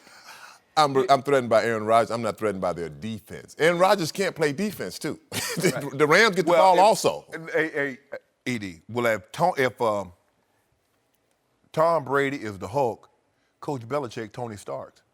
Tony Stark. Iron Man. Then Tony Starks has lost his mind because Bill Belichick's got the most torchable defense in the league now. So who is Mike McCarthy? Because that's what they also said. You keep talking about it's an indictment on Aaron Rodgers. It's also an indictment on Mike McCarthy. Because when does Coach Belichick go in the game? When they let up all these boxes. They say quarterback, they say running game and passing game and defense and all that, intangibles. When has Coach Belichick ever lost a coaching matchup? In the last 15 years, what game has he gone in and they say coaching goes to the other guy? How about Dougie P in the Super Bowl? Seriously, No, Doug Peterson. He lost that one badly. Okay, Doug Peterson won the game, but going into the game, nobody said Dougie P was on Coach Belichick's level. I know, but nobody thought Coach Belichick was going to dump Malcolm Butler to the end of the bench and not even let him on the football field. At some point in time, you got to let that go. We can't replay that game. He gave up 41 points to the backup quarterback in the Super Bowl. Bowl. That's not the most points ever given up in the Super Bowl. So back to the Rambassador and his football team. I'm just waiting. I'm waiting to get back to my team. Okay, yeah. So here's the point about your Rams. Okay. I try and I push and I pull and I look at these numbers and I try to buy in. And I got to tell you, straight from the heart, I just can't buy into the Rams. And I don't know why. I don't know if it's Jared Goff. I don't know if it's what Todd Gurley has become versus what he used to be, because for a while, people were completely out on him. You probably weren't real high on him for let's put this. Let's stomp on the brakes. Okay. From the beginning, when he was struggling 2 years ago, I kept saying, it's the offense. It's the offense. I said, if you give him an offensive line and a quarterback, which he was a young quarterback, I said, you will see the Todd Gurley. I know that's there because I've been there before. So, no, I've always been. And what I said, what have I been saying from last year? The best running back in football is, who did I say? You said Gurley. There we go. I'm sticking with my man, Todd Gurley. He is your man. So the Rams are third in scoring points and they're fourth in points allowed. That's really, like you said, when you get top five in both, that's really good. That's why they are plus 107 points in point differential. That's out of everybody's league because Kansas City is second at plus 78. So the Rams are like in another league of their own. Yes. And I don't know why. I look at your defense, and I'm not sure about it because I don't know, is Sue really going to show up? Will Aaron Donald? I know he's just great. And then there are games I watch the whole game, and I never even know that he's playing, Aaron Donald. You could double and triple team. It's kind of hard. Okay, well, maybe that's it. Those are pros out there. You do know. I mean Reggie White got doubled and triple teamed, and he would just leap off your screen. And sometimes Reggie White didn't get to the quarterback either. I mean, it happens. I mean, and to me, he reminds me a lot of Reggie White. When I think about our coaching staff, I think about Sean McVay. He reminds me of like the Mark Zuckerberg of Facebook. He's like the new technology of time. The new technology, new improved. You know. Are you on the bandwagon now, or what? Well, I know you don't. I thought you liked Aaron Rodgers. I do love Aaron Rodgers. Are you trying to make excuses? No. We're talking about Sean McVay. Yeah, I know. You're building in excuses for Monday so you can say, look what Aaron Rodgers was up against. He was up against Mark Zuckerberg. Yeah, he marked. Okay. Your head coach of your team is the rotary phone. Everybody kept talking about, he's 31 years old, he's so young, he's this, he's that. I mean, and I said this too. I don't care if he's 15 years old. If we're winning, what do we got? Where everybody's happy. You know how it is in the locker room. You got trash on the ground when you lose it. This is why we lose it. We got all this trash. This is why when you win. Oh, a bunch of guys having fun. This is a bunch of trash. That's exactly how it is. Your chin strap button don't sit on the helmet. Yeah, all of that. So, yes, I love my football team. Like I say it again, Skip. Man, I'm loving this. Just think about the creativity and the imagination the Cowboys offense could have had with Sean McVay. Yeah, but we got Lincoln Riley coming keep next telling year. you, look. Lincoln Riley. Look, if you want to, he's way beyond Sean we'll let you borrow our playbook and you just put a cowboy logo on it. Try to help y'all. Really? Try to help y'all out a little bit. I know y'all suffering over that. No, I don't help about no. We got this. Keep that same playbook. Hey, we coming got out swinging today. I love it. Eric, you'll be with us later in the show. Thanks for being here. The Lakers, are they starting to look like an elite team? We'll discuss that with Rob Parker next. No mercy. Support for Undisputed comes from our friends at Rocket Mortgage by Quicken Loans, America's premier home purchase lender. Let's talk about buying a home. It can be one of the most important purchases you'll ever make. But today's fluctuating interest rates can leave you with unexpected higher payments, which can turn a great experience into an anxious one. That's why Quicken Loans created their exclusive power buying process. Here's how it works. They check your income, assets, and credit to give you a verified approval. This gives you the strength of a cash buyer, making your offer more attractive to sellers. Once verified, you qualify for their exclusive Rate Shield approval. They'll lock your interest rate for up to 90 days while you shop for your new home. Then, once you've found the one, if rates have gone up, your rate stays the same. But if rates have gone down, you get to keep that new lower rate. Either way, you win. It's the kind of thinking you'd expect from America's largest mortgage lender. To get started, go to rocketmortgage.com/undisputed. Rate Shield approval only valid on certain 30-year purchase transactions. Additional conditions or exclusions may apply. Based on Quicken Loans data in comparison to public data records. Equal housing lender. Licensed in all 50 states. NMLSconsumeraccess.org, number 3030. No mercy. LeBron had his first triple-double as a Laker last night in the win against the Nuggets, and we are joined by Rob Parker. Welcome, Rob. What's happening? Good morning. Good morning. Shannon, I'm not hating. I'm just Shannon. I'm surprised you even made it on time. You probably couldn't sleep last night after they won that game. Well, I already took a day off and skipped. Talking about I was going to get paid if I took another day. Uh-oh, so you made it back? Yeah, I decided I'd come in. You're going to dock him, Skip? He's a little hungover, but it's okay. Okay. Uh-oh. Yeah, long night. He did bring a party. He has a whole celebration bar over here. I figured that. You can't partake. No. I have to work. Some of us have to radio show today. Speaking of that, how impressive were the Lakers last night? That was an impressive win. Their first win of the season. And yes, it is their first win because I don't count the game that they beat the Washington Generals the other night in Phoenix or whatever you want to call them. But it was an impressive win. I just think people are, over the top. They're going to win games. LeBron James is on a team. There'll be nights like this. There are people out there, oh, did you see us coming together after 5 games? I can see it. Let me go get my Western Conference Finals tickets and all this. Stop it. It was an impressive win. Denver was undefeated to this point. Denver's not going to win every game. It was a very similar game other than the Phoenix game, of all the games we've seen, right? With about 7-8 minutes to go, a 1-point game or whatever, it could go either way. And Lance Stevenson last night had the 2 big threes right there when that game was teetering, where the Lakers could have gone the other way. So if you're a Laker fan, you got to feel good that they got to win against a good team, and you move forward. But this, every time they win a game, that we're going to crown them and say that they're going to the Western Conference Finals is ridiculous, overblown, over Hollywood. It was a good win.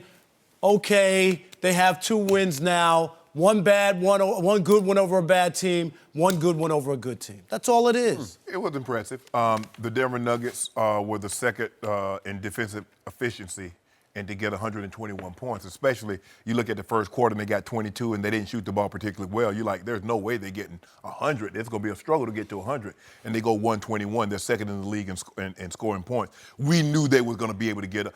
But this is a game that they needed to win, Skip, because like you said, Rob, this was a win over a quality opponent. I believe the Denver Nuggets will be a playoff team. We know Phoenix, they're not going to the playoffs, and that's why I didn't get overly excited about them beating Phoenix. What you do when you play bad teams, you punish them. You should win. And the games that your game like the Denver Nuggets, you win those games, and now you start to feel confident about yourself. Because I don't know what they gathered from beating Phoenix. Yeah, it was their first win. You wanted to get the bad taste of losing out of your mouth, but I don't really know what you get out of beating Phoenix, because they're going to probably get the number 1 pick again. Them or Cleveland. Cleveland. Cleveland's bad. But that's not our concern, Skip. We talk about the Los Angeles Lakers and LeBron. Okay. So it was impressive because you say, I keep telling you, he's the greatest chef to ever live. Really? They have more storefronts than LeBron. I mean, they got restaurants all over the world. Even Salt Bay, he dabbles, but can't nobody put it together like Bron. Really? No, Skip, because he left, and the team that he took to the finals, think about that, Skip, the team he took to the finals, they haven't even come close to winning. Now, he got these young guys right here that won 35 games last year. He going to have them like 51, 52. No, he got them on pace of 38. You won't bet nothing. Exactly. So I did bet you already. It was impressive, Skip Bayless. You know it, and don't try to poo-poo LeBron and his accomplishment while hyping up Lance. Dance with him. Lance did well, but so did LeBron, and the Lakers looked impressive. I don't know what game I was watching, but I saw this completely different game than either of you two saw, because I saw the Lakers highly impressively win without LeBron James. That's what happened last night, because with 6:55 left in the game, they were down 7, about to be down 8. Luke Walton said to LeBron, come on over here and sit by me. And LeBron left the game. Speaking of leaving, he left Cleveland, and then he left this game last night. With 6:55 left and you're down 8?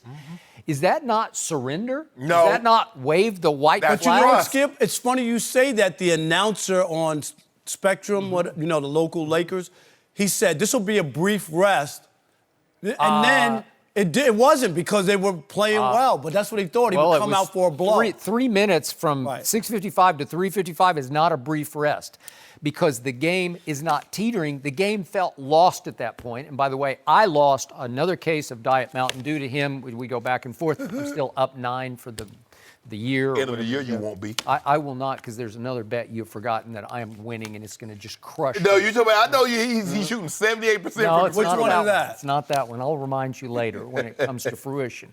But the point is that he goes to the bench. Lance stays. Lance played the whole fourth quarter last night. He played the most minutes of anybody on either team. He played all 12 minutes. And that was a great move by Luke Walton, who pushed exactly the right button, just the way he pushed it at Phoenix in the middle of the first quarter, when that game was teetering against that quote-unquote bad team that has some players. Listen, Devin Booker, he didn't play for no Washington Generals. I got to tell you. But he got hurt. He came out, right? No, but Devin Booker was fine in that game. He just had a bad game. But they were up 1 when all of a sudden Lance just went off on them on, the 2 nights ago in Phoenix. And last night, I thought I was free and easy with my case of Diet Mountain Dew. I thought it was going up to 11. And all of a sudden, Lance bombed 3. And I said, please don't do this. Don't do it to me again. Make them dance, Lance. That's what LeBron calls him. And he comes right back down and rips another 3. And then he comes right back down and just drives it home. And all of a sudden, he scored 8 straight points. And the game is tied thanks to Make 'em Dance Lance. LeBron is watching the game go from we're down 8 to we are tied. And in he comes with a tie game. And right away, Lance gives him like a half-court pass and hits him in stride for a touchdown because I don't know what Denver's doing. They just let LeBron James just lope free for a layup. Because he got Julio Jones speed. Layup. They can't keep up with it. A layup. But you know what, Skip Bayless? Wait a second. That put him up 2, but then who hit the clutch dagger? Lonzo Lonzo. Ball, the guy that you said you were going bust last year, he is not He was a bust Bob. last year. Okay, he's not Skip, a bust I anymore. went on how he played last year, and now the expectations, and I'm not saying he's not playing well. He's knocking down threes. Yeah. They will now start to defend him and not leave him wide open. But all I'm saying, Skip, is the expectations are so low because of what happened last year that now, and he had a nice game. What do you have, 12 points, 8? What he has is he gets 8 assists and 5 steals. That's nice. He had a great 5 game. steals. He had a Nice great stat line. He had a nice stat line last night. But the expectation went so low for him that now every time he scores a basket or makes an open 3 with nobody in front of him, he's the best guy. If you would have redrafted, 41%. if you would have redrafted the draft that he was in, he wouldn't be the number 2 pick. If you did it right that. now? Yes, Whoa. yes. He would not be. Well, we know Jason Tatum's going number 1. Donovan Mitchell would probably be go number 2. You know that. And you know don't what? know that. It would probably be Kyle love Kuzma. Donovan. I love You Donovan love- Mitchell. Yeah, Kyle exactly. Kuzma wouldn't He be drafted cannot ahead of him, distribute Skip? the ball at all. All he does is just score it like crazy. But Would you Kyle believe Jason Kuzma be Tatum ahead of him? Listen, Lonzo Ball's a 6'7" point guard who can defend like crazy. He could get you 10 rebounds a game, 10 assists. He'll end up averaging 15 points a game. He's a 41% three-point shooter in college, and he's 41% now. He's becoming a man. Look at his body. His body's changed dramatically. Put on right weight, before- there's no doubt and about it. finally, his father eased into the background. Have you heard from him at all? Good. But you know what, Skip Bayless? You know what Skip is upset about? He didn't want Lance to dance on him so he could come in here keying about LeBron had an opportunity to close the deal again, and he failed. But now I get to come in here, celebrate. Brought my... Wait, he didn't even take the opportunity. He was watching. No, he They got wasn't. back in the game with Lance. Yeah. And then who closed Make that him thing? dance. He made me dance. He made me vomit. Is what he made me do. I was like, what? Lance again? Lance He again? knocked those 2 3-pointers. Lance changed Guitar the game. Stevenson. He's become the closer. Stop! See, Wait, then you wait. go overboard. He is La Lance, right? No. That's what he is. La Lance for yeah. LA? But we no, do know. no, for LeBron. But we okay. do know Oh, this. He will be part of that closing unit for the Lakers for the foreseeable future. I would say.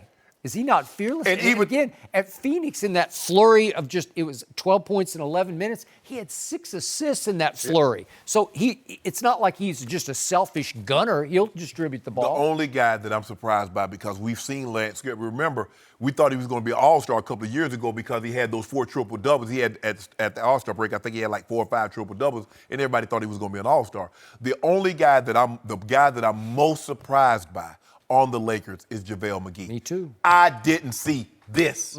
Now, it's 5 games in, but I didn't see him playing like he's playing. Skip, they running plays for him. They posted, when have you ever known, he's been on a lot of different teams, and nobody ran plays for JaVale McGee. And he's got the hook shot. Yeah. That's going down. I thought I was watching shot? Kareem. He been working with Kareem. Right? I was watching. I'm like, now, nobody uses, that's like probably one of the greatest shots in basketball. Nobody uses, and now here comes You can put McGee putting it up.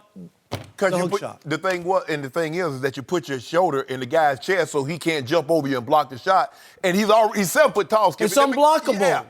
So, He's averaging 17 and 7 and leading the NBA in block shots, and I guarantee he's leading the league in change shots. But that's what happens when you play with LeBron. He has you feeling like you it's can all do about no coming back wrong. to LeBron. Look at Lonzo. Tell me Lonzo played with this kind of confidence last year, Skip Bayless. 0, no. Tell me Josh Hart played with this kind of confidence last year, Skip Bayless.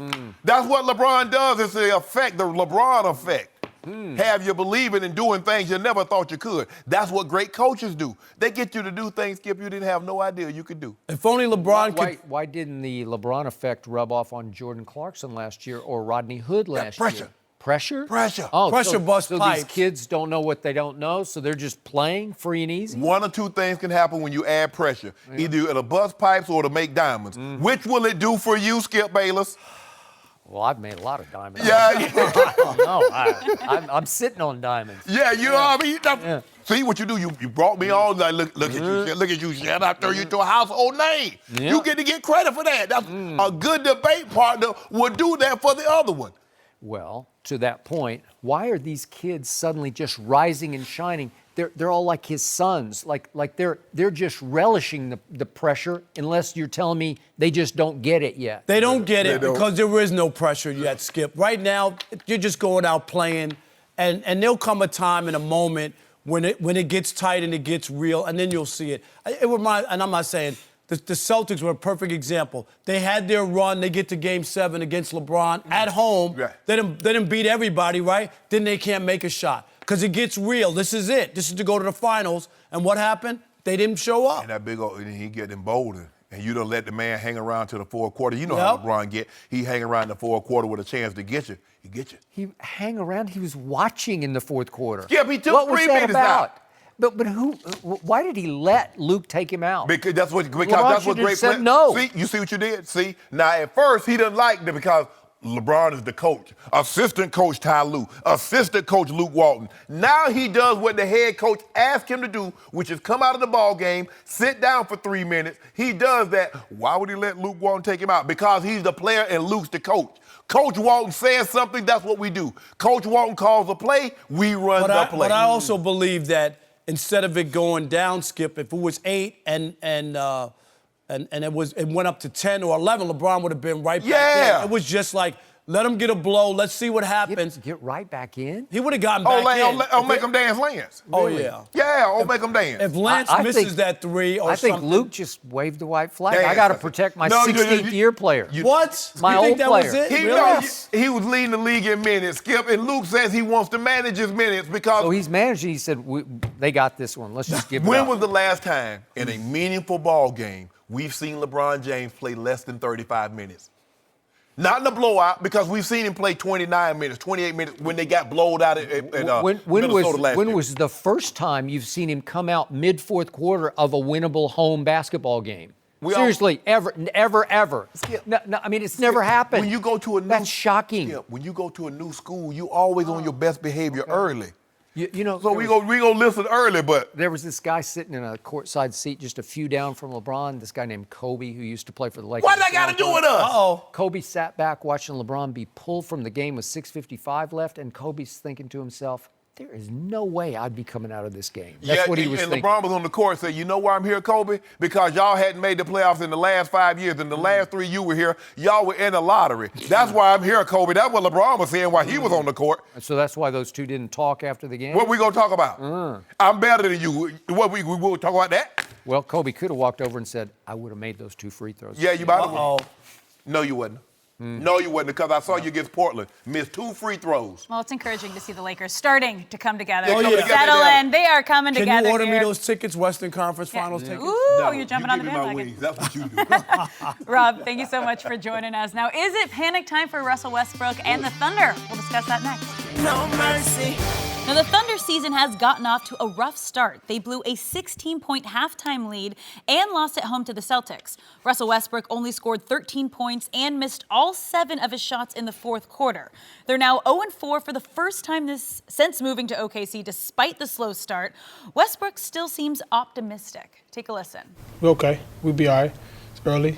I'm confident in my guys in this locker room. I'm confident in myself and my abilities to make sure that we have an opportunity to win the ball game. It's no need to panic. Obviously, we're not starting the way we want to, but we'll be okay, and I will make sure of that. So I'm not worried.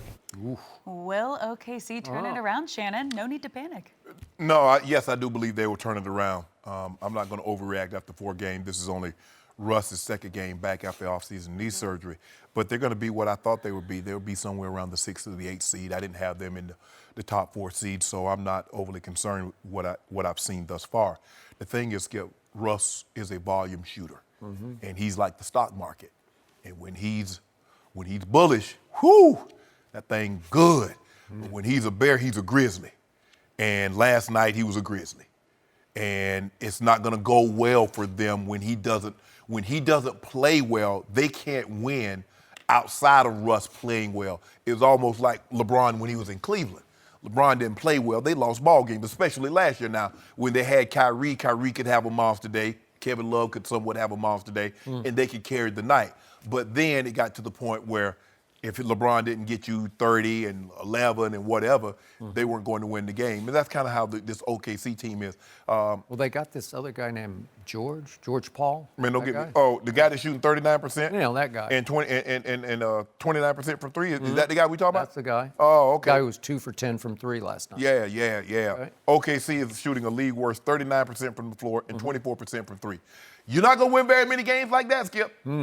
So, but I'm not concerned. Russ is only 2 games back, Skip. They'll get better.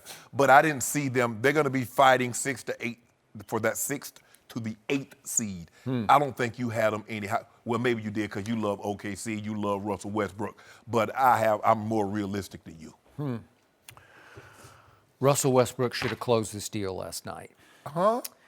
They're up 16.5 on a very good Boston team that's still trying to find its way in rotation, but they're up 13 with 4:54 left in the third quarter, and Russell shot them in the foot. It's one of his worst shooting games ever, and he is certainly capable of this because he's not a pure shooter. No. He had to sort of teach himself that shot, and sometimes it drops, and sometimes when it goes south, it goes way south.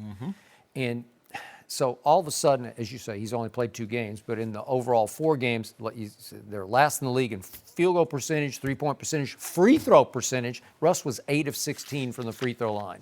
But you know what, Skip? He started struggling a little bit from the free throw line last year, I noticed. He was. And he just picked right up where he left off. So in the fourth quarter, he was 0 for 7 with 3 bad turnovers, and he had look after look after look down the stretch where you could win the game, especially with 45 seconds left and 26 seconds left. Boom. He just bricked. It's Westbrook. He was Russell Westbrook last night. And that's, you know what, one of the problems that I have with him, Skip, is that when things are not going well for him, he's like a guy that the water's on and it's overflowing. Well, you can stop it if you just turn it off. And you're like, well, what do I do? Russell just keeps shooting. Bruh, you shooting your team out of the game. I understand you're the best player, but after you miss 2, 3, 4, 5, 6, but his mentality is, Skip, the next one's going to go in. Yep. The next one's going to go in. And when the next one doesn't, you look up, because you remember that game against the Rockets in the playoffs. He was like 17 or 23, and then he goes like 1 or 19. You're like, Russ, you shot him out of the game. And that's where they are. But this is who he is. He's a volume shooter. He's not Steph Curry. Steph Curry can take 20 shots, Skip, and 8 of them will be threes, and he'll make 5 of them. Russ, he can't shoot that. He's a scorer, but he's a volume shooter to get those points. Guys like KD, guys like Steph, guys like LeBron can get you 25, 30 points in limited number of shots. That's not who he is. Now, the first game against Sacramento, he shot fairly well. What, he did. 15 or 23, something like that? But Sacramento made 10 of 21 threes and won the game 131 to 120 at OKC. Yeah. That's not good. No. And this team is missing Andre Robertson, who was coming back from knee surgery and had complications, and now they're saying he's going to be gone for like half the year before he's right. Well, that's a big loss. And obviously last year it was Melo, it was the OK 3. And they don't have that anymore. And when Paul George also goes south, they're not very good. What? You mean Paul George goes south? The guy who was going to save LeBron in L.A. Oh. That guy. Yeah. Oh, he should have saved Indiana. Don't worry about old Bron. Bron got this. I told you he's a complimentary star. He's Stop a doing that, star Skip. You called the man George Paul, Paul George. He's George Paul. And when they needed him last night to step up, they had the Celtics dead and buried. They just had him. And all of a sudden, you let him get a little life, and then you know who the guy is who always makes the big shot for the Boston Celtics? Not any of those kids. It's Marcus Morris. He does. It's the one veteran on that squad, and he just comes in, and he took the big shot at the end, and 28.7 seconds left, he just nailed a 3. Hold on, wait a minute. Is Kyrie Irving on that team? Mm-hmm. So you mean to tell me out of the timeout, because that's what Brad Stevens did. He called timeout. So out of the timeout, he let Marcus Morris, a journeyman, take the last shot over the guy that saved LeBron James Bacon. When did they start doing that, Skip Bayless? Marcus Morris has made a bunch No, of I'm big not shots talking about this Marcus league. Morris. You keep telling me how Kyrie saved this bacon. You mean to tell me they won't let Kyrie take the big shot in the fifth, sixth game of the regular season to start the season, and that's the guy that saved LeBron? What did I tell you yesterday about Kyrie Irving? He's also coming off a second major knee surgery, and he ain't right.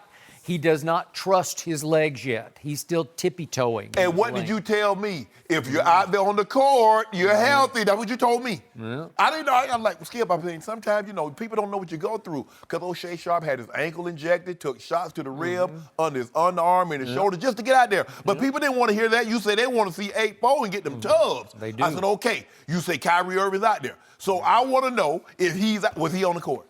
Did Brad Stevens take him out because he had surgery? Yes or no? No, he did not. He actually, by his new standards, he played pretty well. Made 6 of 13 shots, 15 points. He made a couple shots late. I ain't going to say nothing because that ain't none of my business. But don't look now. That old number 0 from Duke, that ain't none of my business. I ain't got nothing to do with this. You think he's the guy? I don't know who team this is. Yeah. And who taught him everything he knows? I don't know. I ain't see. Kobe Bean Bryant. I don't get into all that who taught who. I had a lot of great teachers along the way. Really? Yeah, I had a teacher, Norman Elmore. Skip, back in the day, Skip. I remember Norman. Yeah. Norman Elmore, he was my English professor at college. Yeah. And I had him for advanced calculus or something. He could, Skip. And we getting ready to leave because he was running late. So we getting ready to leave, and here he come, he always come with a big load of books, and he dressed kind of just like this, Skip. Always had a sweater on. Yeah, just like this. Got my Norman Elmore, Savannah State, Skip. So he see us leaving. So we turn around and see him go back in the room. He slammed those books down on the desk. He say, how dare you leave my classroom when I'm late?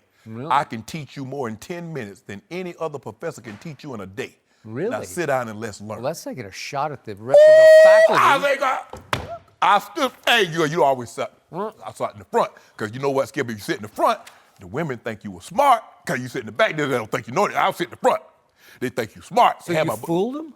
I ain't fooled them. I graduated, Skip. I did real well in school. What's your line? You majored in? I majored in eligibility. Eligibility. Yeah. But I got a degree in the process. English. That's kind of hard to do. You know what? I should have been an English major like you, Skip. Really? Yeah. No, me and writing papers didn't do well. Yeah. You got to write too much to be good at it. Yeah, double major, English and history. I ain't asked you all that, Skip. I was a history. I had a minor in history. Yeah, cum laude. It's okay. I graduated. Thank you, Lottie. Same thing. No, I know. Yeah. Thank you, Lottie. Well, you got out. Yeah, I did. You got out. Just got You're that. here now. Now there's Blake Bortles deserve all the blame for the Jaguars' losing streak. We'll discuss that next. No mercy. Now, the Jaguars will technically be the home team when they play the Eagles Sunday in London. Blake Bortles will start despite struggling big time. He has 9 turnovers in the last 3 games, all Jags losses. And last week, he was benched for Cody Kessler. Now, last week, Bortles said, quote, I totally understand that I'm the scapegoat for this team. When we play good, the defense played well, the running backs did good, the receivers made great plays, and when we play bad, Blake Bortles is the worst quarterback on the face of the planet. And I get it. Obviously, that's not what I would have chosen for myself, and I'm sure it'll never stop, but I couldn't care less. I just want to win football games with this team. So we are joined once again by Eric Dickerson. So first, but Shannon, do you have a problem with these comments? I do have a problem with it. And Blake, you're not the worst quarterback. You're one of the worst quarterbacks that's playing in the NFL. Skip, the thing is that in the 4 losses this season, they've scored 6 points, 14 points, 7-7. That's an average of 8.5. They lost the game 9-6. Your defense holds a team to 9 points. You're supposed to win that game. But this is what I didn't hear Blake Bortles say.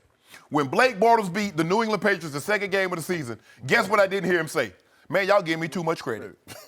Hey, y'all ain't mentioned nothing about the defense. Y'all say, ooh, he outdid dude Tom Brady.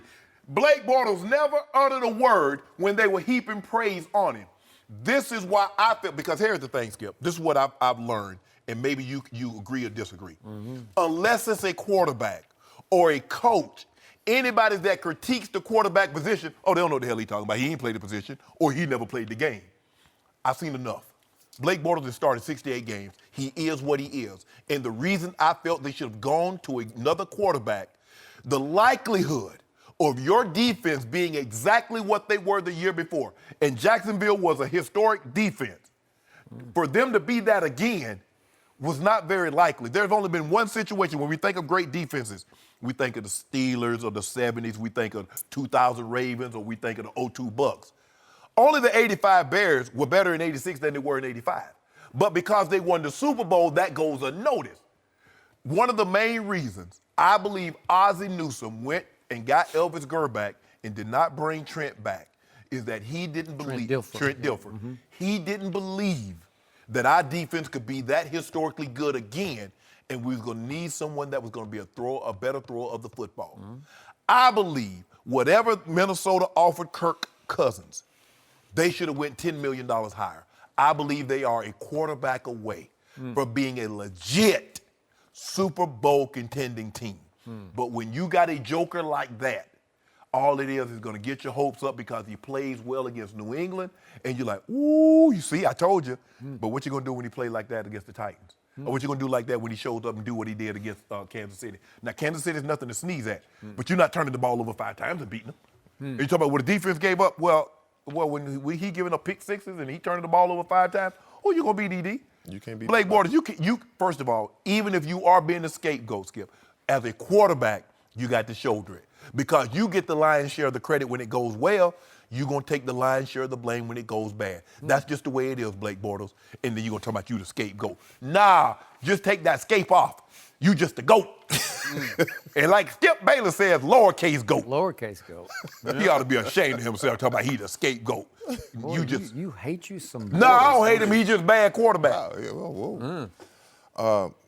Me or you? Go. You know, it's it is what it is. I mean, it is what it is.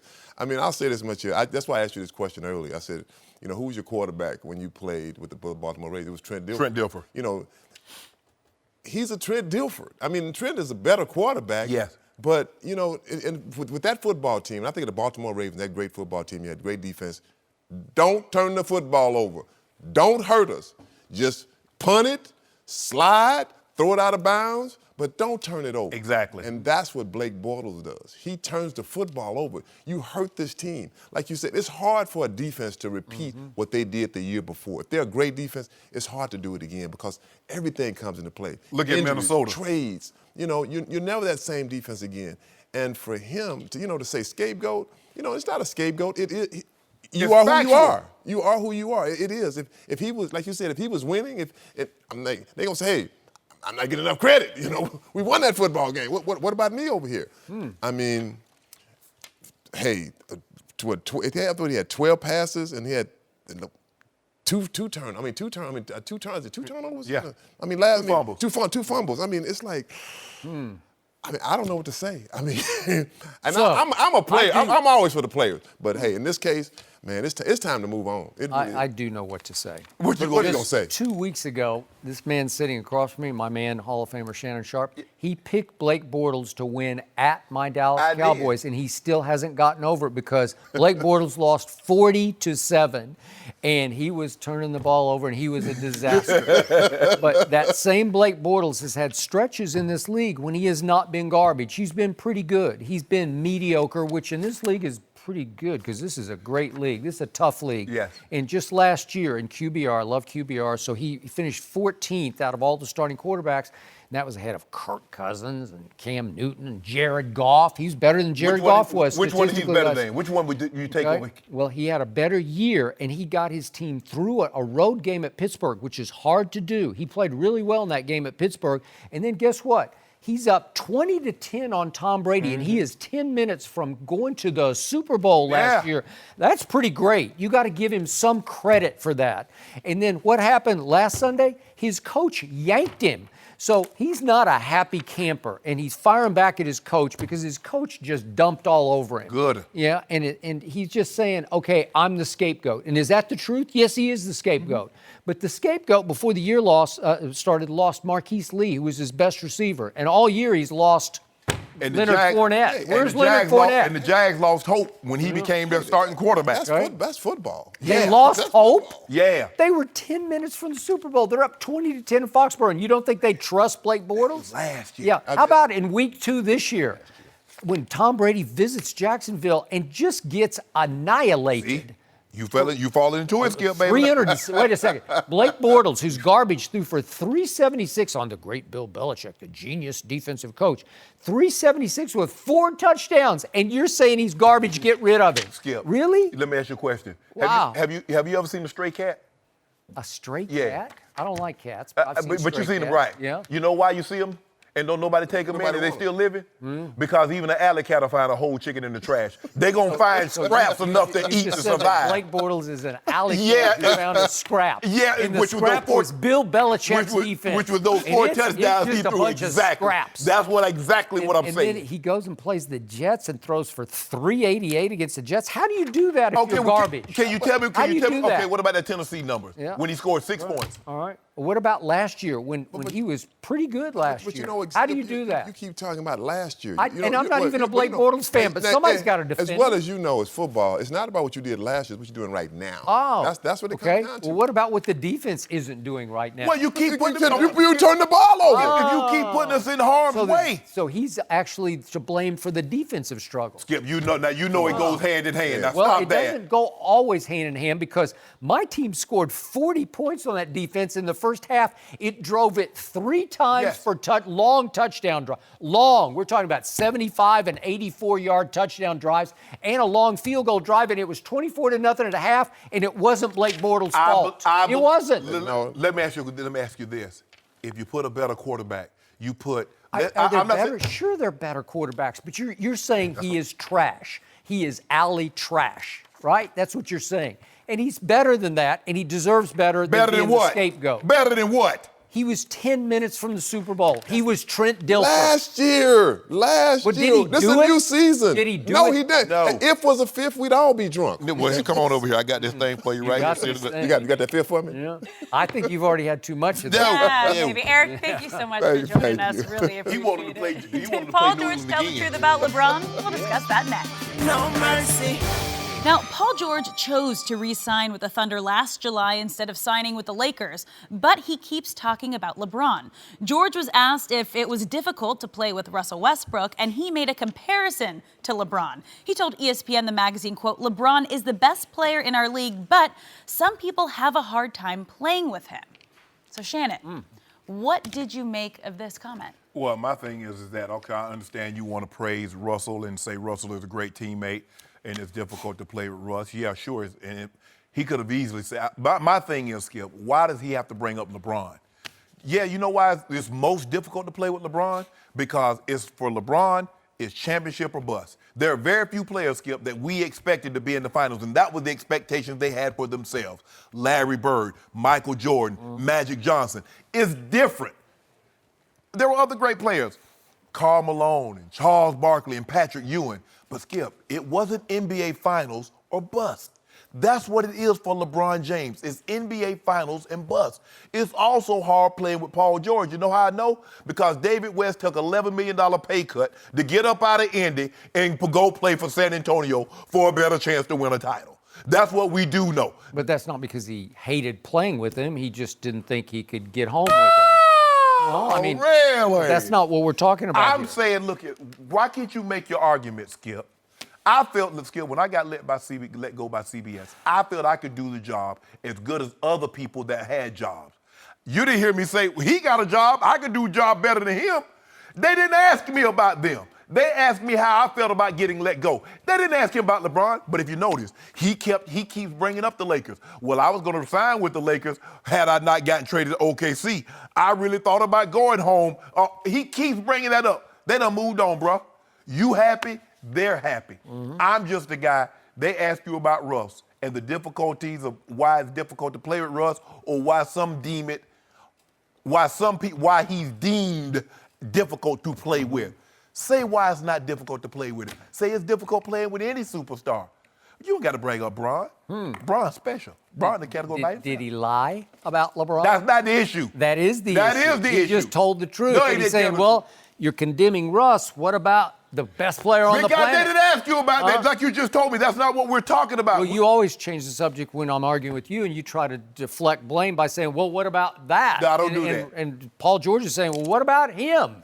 What about the guy I chose not to play with in L.A.? What about the guy that Kyrie said, I don't want any more of him. I got to get out. I got to get my own show. Yeah, he got his own show. How long did that show last? Well, we'll Until see. Jason Tatum showed up. He had a very short run, Skip. Okay, well, we'll see how that works out. But the point is, the reports are that Kawhi Leonard and Jimmy Butler do not want to play with LeBron James. Why is that? Because, Skip, most of these guys want their own team.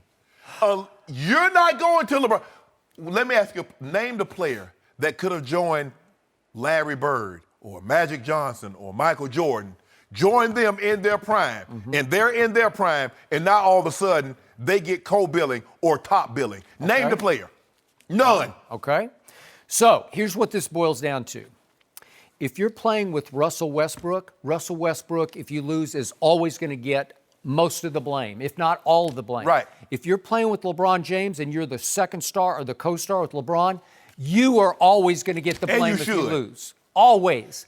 Why is that? Because the media protects and loves LeBron James. The media is always skeptical of Russell Westbrook. Am I right about that? And why are they skeptical? Because Kevin Durant said, I can't take Russ anymore.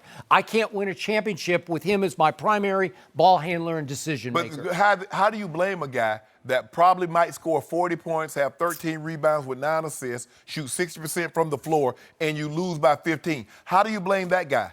When your other co-star, like you said, you remember Paul George in Game 5, the closeout game? 6.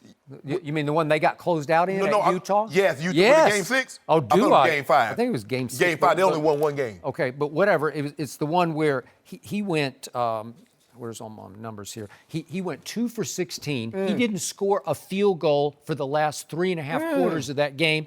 Russ went warrior in the third quarter and scored 20 points, had 46 for the game. But did Paul George get blamed? No, they blamed Russ. Okay, they blame Russ. Yeah, exactly. You're shooting too much and you came up Exactly, and that's what Paul George wants. Because Paul George because see, guess what, Skip? When he was in Indiana, who got blamed when they had that 25-point lead and they lost to the Cavs and LeBron came roaring back? Yep. Who had the lead and he didn't take the last shot and they ended up getting swept? Who got blamed? So now he has cover.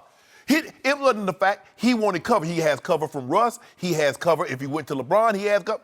No, and he's in a small market. It's Oklahoma City. So is the local media going to crush George Paul for when he comes up empty? Nope. They're not going to do it. Because they only got 2 superstars. Well, and they want to talk to both of them. They don't want to hear from anybody else. So you can't beat him up too bad or he won't talk to you. That is exactly right. But, LeBron, Skip, he makes your job so easy. I mean, it's like having anything with somebody like, hey, babe, would you like a plate?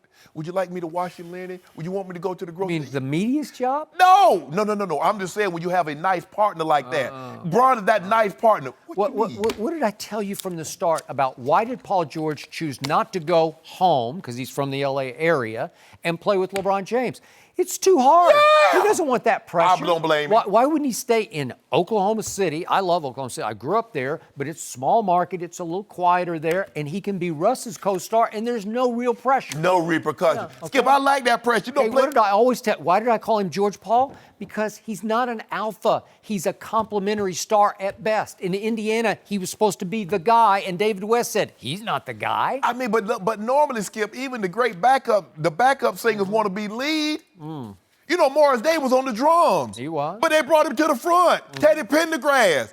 It was Hal Melvin and the Blue Notes featuring Teddy P. Teddy said, forget that featuring. I want to lead. Okay, but Paul George is not that guy? Oh, well, I don't know what to tell you then. So it's he doesn't want to sing. It's going to be difficult playing with any great player when you're not that guy. It's always going to be difficult, Skip. But the really good ones, they want that pressure, but they also understand. John L. was my quarterback for 9 years. Was it difficult to play with him, Skip? Yes, because he's very, very demanding. But he made my job so much easier, although I didn't know it at the time. I just thought this is what everybody did. Put the ball in the middle of my chest and tell me to get up in my shadow. That's what he was doing. He throw it on my right. He wants me to go right. Throw it left. He wants me to go left. Until all of a sudden I didn't play with John Elway. Okay. And he's throwing it with But what does LeBron James do? When you least expect it, he's going to tell the media, we're top heavy as you know what. There you go. That means I need more help. He's going to say it. Why are you talking about LeBron? This was Paul George. He's talking about LeBron. You talking about LeBron, too. You just like Paul George. From LeBron to Steph. Will Steph Curry go off at the Garden tonight? We'll discuss that next. No mercy. Time for our final topic of the day. Steph Curry had a career game against the Wizards on Wednesday with 51 points and 11 three-pointers. His Warriors are at Madison Square Garden tonight against the Knicks. Back in 2013, Steph scored a career-high 54 at MSG. Shannon, how many will Steph score tonight? I don't think he goes crazy tonight, Skip. I'm going to say he scores 25 because he probably won't play much past the second quarter, let alone the third quarter. And Steph, there have been very few people, Skip, that can go get you 50 in back-to-back games. Kobe Bryant, Tracy McGrady, and Michael Jordan, guys that come to mind. Obviously. You just challenged Steph Curry publicly. That's what you just did. But here's the thing. Guess who they're trying to recruit? Kevin Durant. Now, Kevin Durant has yet to have that signature moment in Madison Square Garden, that 50-point virtuoso. So Steph will say it's your turn? Go ahead and do this thing, KD, or go to drop 52 on him. Kind of like an all-star game where you say it's your turn. To show what you can. This is your new house? Yep. Do you think Steph wants him to go to Madison Square Garden? I don't think he does. Steph don't care. Steph say, I was Steph before you got here. You know what? This man is on a tear. I'm not going to be shocked by 50, but I'm going to go 40 at least, because if you look at his career from three in this building, his career, he's 34 of 67. That's 51%. Those are sick numbers. Yeah. No human can do that, to No. shoot 67 threes and make 51% of them. So he's going to be dropping them tonight. I mean, the thing, when you look at him shoot, Skip, you can tell he was a smaller kid, and he had to, push the ball to get it up. And he still shoots like that, and it's swishing. He's bad for the NBA. Because Michael Jordan started everybody wanting to dunk. Now he got everybody wanting to shoot threes. No mercy. Thank you for listening to the Undisputed Podcast. I'm Jenny Taft. Keep an eye out for the weekend edition of the podcast tomorrow morning, featuring this week's best segments. Have a great weekend, everyone. Fox Sports 1 of 1.